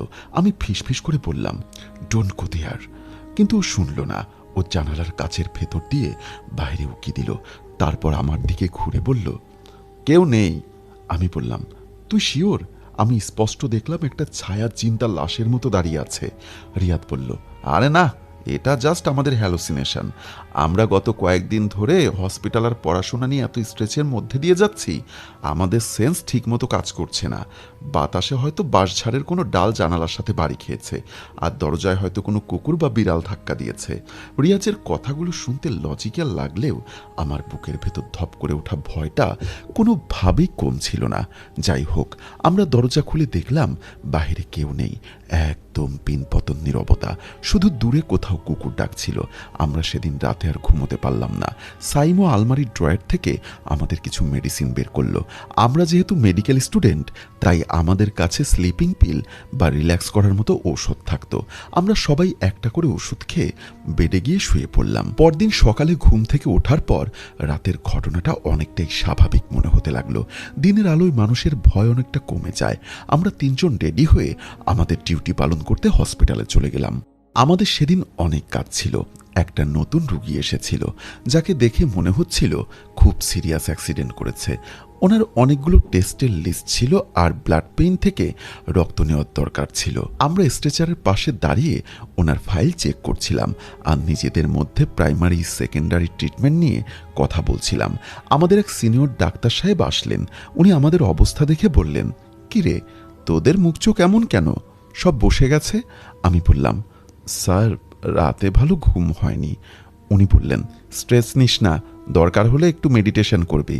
আমরা মাথা নেড়ে কাজে ফিরে গেলাম, কিন্তু মাথার ভেতর বরাবরই ওই পচা মাংস আর হাসনাহেনা ফুলের গন্ধটা ফিরে আসছিল। আমি সামকে বললাম, দোস্ত, আমার কেন যেন ওই বাড়ির কথা মনে পড়লে খুব অস্বস্তি লাগে। সাম বলল, তুই বেশি ভাবছিস, আমরা বিজ্ঞান মনস্ক মানুষ, আমার এসব মিথ বা অনুসারীতে বিশ্বাস নেই একেবারে। তুই রিল্যাক্স কর। সন্ধ্যায় আমাদের ডিউটি শেষ হলো। আমরা হসপিটালের লিফটে করে নিচে নামছিলাম। আমি লিফটের বাটন প্রেস করলাম। ফ্লোর থেকে নিচে নামার সময় হঠাৎ লিফটে একটা বিকট শব্দ করে আটকে গেল। ঘুটঘুটে অন্ধকার। আমাদের তিনজনের মোবাইলের নেটওয়ার্ক একদম অফ। আমরা গার্ডের নাম্বারে কল দেওয়ার চেষ্টা করলাম, কোনো লাভ হলো না। রিয়াদর মোবাইলের টর্চ জ্বালালো। লিফটের ভেতরে কেমন যেন একটা গুমুট গরম। আর ঠিক তখনই আমার নাকে আবার সেই পচা গন্ধটা আসলো। আমি শিউরে উঠে সাইমকে বললাম, গন্ধটা পাচ্ছিস? সাইম কিছু বলার আগে রিয়াদ হঠাৎ করে লিফটের ফ্লোরে হাঁটু গেড়ে বসে পড়ল। ও হাত দিয়ে মাথা চেপে ধরে অদ্ভুত একটা আওয়াজ করতে লাগলো। আমরা ভাবলাম ওর হয়তো হার্ট অ্যাটাক হচ্ছে। আমি ওর পালস চেক করতে গেলাম, কিন্তু শরীর এত গরম ছিল যে আমার হাত যেন পুড়ে যাবার উপক্রম। জ্বরের মতো না, মনে হচ্ছিল শরীরের ভেতরে আগুন জ্বলছে। হঠাৎ করে লিফটের আলো জ্বলে উঠল এবং লিফট নিচে নেমে আসলো। রিয়াদ স্বাভাবিক হয়ে দাঁড়ালো, যেন কিছুই হয়নি। ও আমার দিকে তাকিয়ে বলল, কি হলো তোদের? আমি বললাম, তোর কি হয়েছিল? তুই বসে পড়লি কেন? ও অবাক হয়ে বলল, কই, আমি তো বসিনি। আমার গায়ের রক্ত হিম হয়ে গেছিল। আমি আর সাইম একে অপরের দিকে তাকালাম, কিন্তু কিছু বললাম না। আমরা মেইন রোড ধরে একটা রিকশায় করে আমাদের সেই পুরনো বাড়ির দিকে রওনা হলাম। বাড়িতে ঢোকার পর থেকেই পরিবেশটা কেমন যেন অদ্ভুত লাগছিল। আকাশে মেঘ করেছিল, মনে হচ্ছিল বৃষ্টি আসবে। আমরা রুমে ঢুকে ফ্রেশ হলাম। রিয়াদ বলল ওর খুব ক্ষুধা পেয়েছে, ও রান্নাঘরে যাচ্ছে ভাত গরম করতে। আমি আর সাইম আমাদের রুমে বসে এক কলিগের পাঠানো একটা লিস্ট চেক করছিলাম। আমাদের একটা প্যাডের প্রজেক্ট, এর জন্য ভয়েস ম্যাচিং এর কাজ চলছিল, যদিও সেটা করার মতো মন মানসিকতা ছিল না। হঠাৎ রান্নাঘর থেকে একটা বিকট শব্দ হলো। টিনের গ্লাসে পানি পড়ার মতো শব্দ না, মনে হলো অনেকগুলো কাচের প্লেট কেউ হাতুড়ি দিয়ে আঘাত করছে। আমরা দৌড়ে রান্নাঘরে গেলাম। গিয়ে যা দেখলাম তাতে আমার পায়ের নিচ থেকে মাটি সরে যায়। রিয়াদ রান্নাঘরের মাঝখানে একদম স্ট্যাচুর মতো দাঁড়িয়ে আছে। ওর পায়ের কাছে 4-5টা কাচের প্লেট ভেঙে চুরমার হয়ে আছে, কিন্তু রিয়াদের কোনো ভ্রুক্ষেপ নেই। ওর চেহারাটা একদমই ছাই বর্ণের হয়ে গেছে, চোখের মণি দুটো স্থির। আমি ওর কাছে গিয়ে ওর কাঁধে হাত দিলাম। ওর শরীর বরফের মতো ঠান্ডা। এতক্ষণ লিপটি ওর শরীর আগুনের মতো গরম ছিল, আর এখন তার ঠিক উল্টো। আমি রিয়াদকে ডাকলাম, কি হয়েছে তোমার রিয়াদ? রিয়াদ কোনো উত্তর দিল না। হঠাৎ ওর মুখটা ধীরে ধীরে আমার দিকে ঘোরালো। ওর চোখ দুটো দেখে আমি ভ্যাবাচ্যাকা খেয়ে যাই। আমি ভাবি, এটা রিয়াদ না। ওর চোখের সাদা অংশ সম্পূর্ণ লাল হয়ে গেছে, আর ওর ঠোঁট দুটো অদ্ভুতভাবে বেঁকে আছে, একটা হাসির মতো। ঠিক তখনই আমাদের রুমের ভেতরে সেই তীব্র হাসনাহেনা ফুলের গন্ধটা আবার ছড়িয়ে পড়ল, আর সাথে পচা মাংসের গন্ধ। আমার আর কিছু বুঝতে বাকি রইল না। বুঝলাম এটা মেডিকেল কেস না। আমরা যাকে স্প্লিট পার্সোনালিটি বা হ্যালোসিনেশন ভেবেছিলাম, এটা সম্পূর্ণ অন্য কিছু। আমি রিয়াদকে ধরে রুমে নিয়ে আসার চেষ্টা করছিলাম, কিন্তু ওর শরীরে এত শক্তি কোত্থেকে আসলো কে জানে। ও আমাকে এক ধাক্কায় ফ্লোরে ফেলে দিল। সাইম দৌড়ে এসে রিয়াদকে ধরার চেষ্টা করলো, কিন্তু রিয়াদ ওর হাতটা এমনভাবে মুচড়ে ধরলো যে সাইম ব্যথায় আর্তচিৎকার করে উঠল। আমরা দুজনেই রিয়াদের দিকে তাকিয়ে আছি। রিয়াদ ফ্লোরে দাঁড়িয়ে আছে, আর ওর মুখ দিয়ে ফেনা বের হতে শুরু করেছে। হঠাৎ ওর গলা থেকে অদ্ভুত আওয়াজ বের হলো। না না, এটা রিয়াদের কণ্ঠ না, একদম ডাবল ভয়েসে, খুব ভারী আর কর্কশ গলায় ও কথা বলে উঠল। ও আমাদের দিকে তাকিয়ে চরম একটা হাসির ভাব নিয়ে বলল, তোদের কাফনের মাপ আমায় দিবি। আমি একথা শোনার সাথে সাথেই আমরা সবাই একেবারে চুপ। আমাদের মনে হচ্ছিল যেন আমরা কোনো দুঃস্বপ্নের ভেতর আটকে পড়েছি। রিয়াদর হাত দিয়ে নিজের গলা চেপে ধরল। ও নিজের নখ দিয়ে নিজের চামড়া এমনভাবে আঁচড়াতে লাগলো যে ব্লাড ভেইনগুলো ছিঁড়ে রক্ত বের হতে শুরু করলো। আমরা কিছুতেই ওকে কন্ট্রোল করতে পারছিলাম না। আমরা দড়ি বা কোনো গেট দিয়ে ওকে বাঁধার কথা ভাবলাম, কিন্তু ওর কাছে যাওয়ার সাহস আমাদের হচ্ছিল না। হঠাৎ আমাদের ঘরের লাইট ব্লিকিং করতে শুরু করলো। বাহিরে প্রচণ্ড বেগে বাতাস বইছে, আর আমাদের মাথার উপরে ছাদ থেকে ধূপ ধাপ শব্দ আসছে। আমরা বুঝতে পারছিলাম না এখন কি করব। আমরা কি পুলিশ ডাকবো, না কোনো হুজুর ডাকবো, নাকি হসপিটাল থেকে কোনো মেল নার্স বা ডাক্তারকে ডেকে আনবো। এই পুরো সিচুয়েশনটা আমাদের চোখের সামনে ঘটেছিল, এবং এটা এত রিয়েল ছিল যে এটাকে কোনোভাবেই ইগনোর করা সম্ভব ছিল না। রিয়াদ ফ্লোরে পড়ে গিয়ে অদ্ভুতভাবে পশুর মতো হাঁটছে। ওর হাত আর পায়ের জয়েন্টগুলো থেকে কটমট করে হাড় ভাঙার মতো একটা শব্দ হচ্ছে। আমি হতভম্ব হয়ে ওর দিকে তাকিয়ে থাকি আর বলি, সাইম পালা। কিন্তু আমরা দরজার দিকে যাওয়ার আগেই রিয়াদ এক লাফে সাইমের ঘাড়ের উপর ঝাঁপিয়ে পড়ল। সাইমের চিৎকারে পুরো বাড়ি কেঁপে উঠল। আমি দেখলাম রিয়াদের মুখ দিয়ে তখন সাদা আর কালো মেশানো ক্যাচলা গড়িয়ে পড়ছে। ওর চোখ দুটো সম্পূর্ণ উল্টে সাদা হয়ে গেছে, অন্ধকারে সেগুলো জলজল করছে। আমি আমার জীবনের সব সাহস এক করে রিয়াদের কলার চেপে ধরে ওকে সাইমের উপর থেকে টেনে তোলার চেষ্টা করলাম, কিন্তু ওর শরীরে তখন 3-4 জন সুস্থ মানুষের শক্তি। ও আমাকে এক ঝটকায় ধাক্কা দিয়ে ছিটকে ফেলে দিল। আমি গিয়ে পড়লাম আমাদের পড়ার টেবিল আর চেয়ারের মাঝখানে। আমার মাথায় প্রচন্ড আঘাত লাগলো আর চোখের সামনে সব খোলা হয়ে গেল। আমি বুঝতে পারছিলাম আমাদের রিয়াদকে আটকাতেই হবে। আমি সাইমকে বললাম, দড়ি বা কিছু একটা আন। আমরা দুজন মিলে রিয়াদের হাত পা চেপে ধরলাম। রিয়াদ ফ্লোরে শুয়ে সাপের মতো মোচড়াতে লাগলো আর মুখ দিয়ে অদ্ভুত সব অমানবিক আওয়াজ বের করতে লাগলো। আমরা কোনো মতে ওর হাত দুটো একটা শক্ত দড়ি দিয়ে গিট মেরে বাঁধলাম, কিন্তু অনবরত আমাদের কামড় দেওয়ার চেষ্টা করছিল। আমরা বুঝতে পারলাম এটা কোনো মেডিকেল কেস না, কোনো ঔষধ দিয়ে ওকে ঠিক করা যাবে না। আমি আমার মোবাইল বের করে আমাদের এক পরিচিত বড় ভাইকে কল দিলাম। ওই ভাই এলাকার একটা মাদ্রাসায় চাকরি করতেন আর তাবলিগ জামাতের সাথে যুক্ত ছিলেন। আমার হাত এত কাঁপছিল যে আমি ফোন নাম্বার ডায়াল করতেই পারছিলাম না। কোনো মতে কল দিয়ে ওনাকে সব বললাম। উনি বললেন উনি এক্ষুনি ওনার পরিচিত একজন বয়স্ক হুজুর নিয়ে আসছেন, যিনি কবিরাজি চিকিৎসা আর রুকাইয়া সম্পর্কে অনেক ভালো জানেন। এই অপেক্ষার সময়টুকু আমাদের জন্য শতাব্দীর সময় ছিল। রিয়াদকে আমরা আমাদের বেডের সাথে শক্ত করে বেঁধে রেখেছিলাম। ও অনবরত হাসছিল। সেই হাসিটা এতই ভয়ানক আর তীক্ষ্ণ ছিল যে আমাদের কানের পর্দা ফেটে যাবার উপক্রম। ঘরের ভেতরের তাপমাত্রা তখন একদম বরফের মতো ঠান্ডা, কিন্তু রিয়াদের শরীর থেকে ভাপ বের হচ্ছিল। ওর শরীর এত গরম ছিল যে ওর গায়ের গেঞ্জি ভিজে একদম চুপসে গেছে। ঘরে তখনও বিশ্রী একটা গন্ধ। প্রায় আধা ঘন্টা পর ওই বড় ভাই আর এক বয়স্ক হুজুরকে নিয়ে আসলেন। হুজুর রুমে ঢুকে এই দরজার কাছে থমকে দাঁড়ালেন। উনি ওনার পানের বক্স পকেটে রেখে খুব গম্ভীর চোখে রিয়াদের দিকে তাকালেন। রিয়াদ হুজুরকে দেখেই অদ্ভুত একটা সাপের মতো হেসে শব্দ করে উঠল। হুজুর আমাদের দিকে তাকিয়ে বললেন, আপনারা কি জানেন কারিন কি? আমরা মাথা নাড়ালাম। আমরা বিজ্ঞান মনস্ক মানুষ, আমরা এসব জিন বা কারিন সম্পর্কে খুব একটা জানতাম না। হুজুর ওনার জায়নামাজ ফ্লোরে বেছালেন না। ওনার ব্যাগ থেকে কিছু আরবি আয়াত লেখা কাগজ আর বোতলে পড়া পানি বের করলেন। হুজুর আমাদের বললেন রিয়াদকে শক্ত করে ধরে রাখতে। উনি আগরবাতির ধোঁয়া সম্পূর্ণ রুমে ছড়িয়ে দিলেন। তারপর উনি রিয়াদের মাথার কাছে বসে খুব নিচু স্বরে আরবি পড়া শুরু করলেন। পড়া শুরু হওয়ার সাথে সাথে রিয়াদ নড়ে চড়ে উঠল। ও এমনভাবে চিৎকার করতে লাগলো যেন কেউ ওকে জীবন্ত আগুনে পোড়াচ্ছে।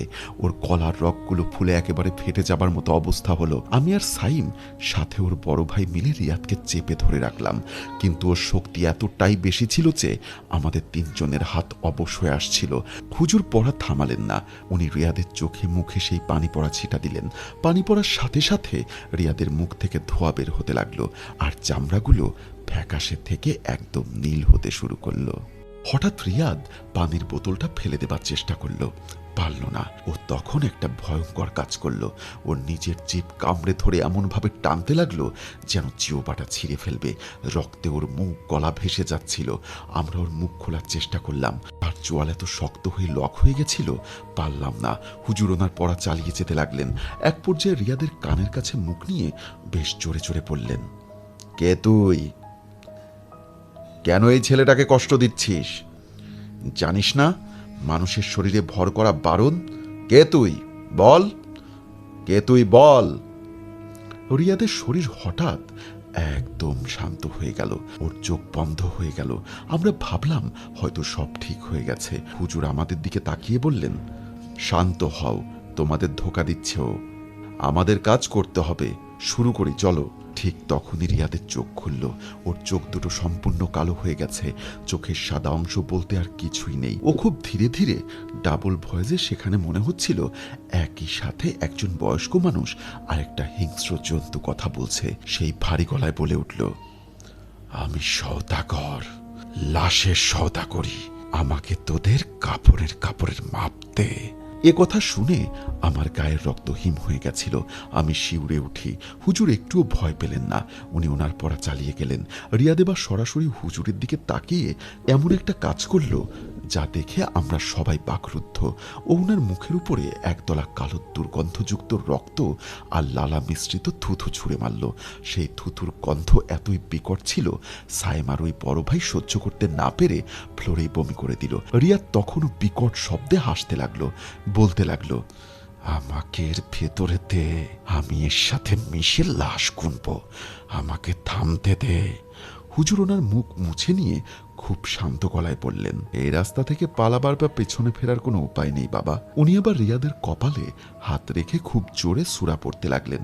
প্রায় 2 ঘন্টা ধরেই ধস্তাধস্তি চলল। আমরা সবাই ক্লান্ত হয়ে একদম ফ্লোরে লুটিয়ে পড়ার মতো অবস্থায় চলে গেছিলাম। রিয়াদ অনবরত ছটফট করছিল, গালাগালি করছিল, আর অদ্ভুত সব ভাষায় কথা বলছিল যে আমরা কেউ বুঝতে পারছিলাম না। হঠাৎ রিয়াদ খুব জোরে একটা শ্বাস টানলো, আর ওর মুখ দিয়ে প্রচুর পরিমাণে কালো ক্যাঁচলা বা বমি বের হতে লাগলো। বমি করার পর শরীর একদম নেতিয়ে পড়ল। ঘরের ভেতরে সেই বরফ ঠান্ডা পরিবেশটা আস্তে আস্তে স্বাভাবিক হতে শুরু করলো। বোটকা গন্ধটাও ধীরে ধীরে কমে আসলো। রিয়াদ অজ্ঞান হয়ে পড়েছিল। হুজুর উঠে দাঁড়ালেন। ওনার শরীর ঘামে ভিজে গেছে। উনি খুব ক্লান্ত গলায় আমাদের বললেন যে রিয়াদের উপর খুব শক্তিশালী একটা জিনের আছর ছিল।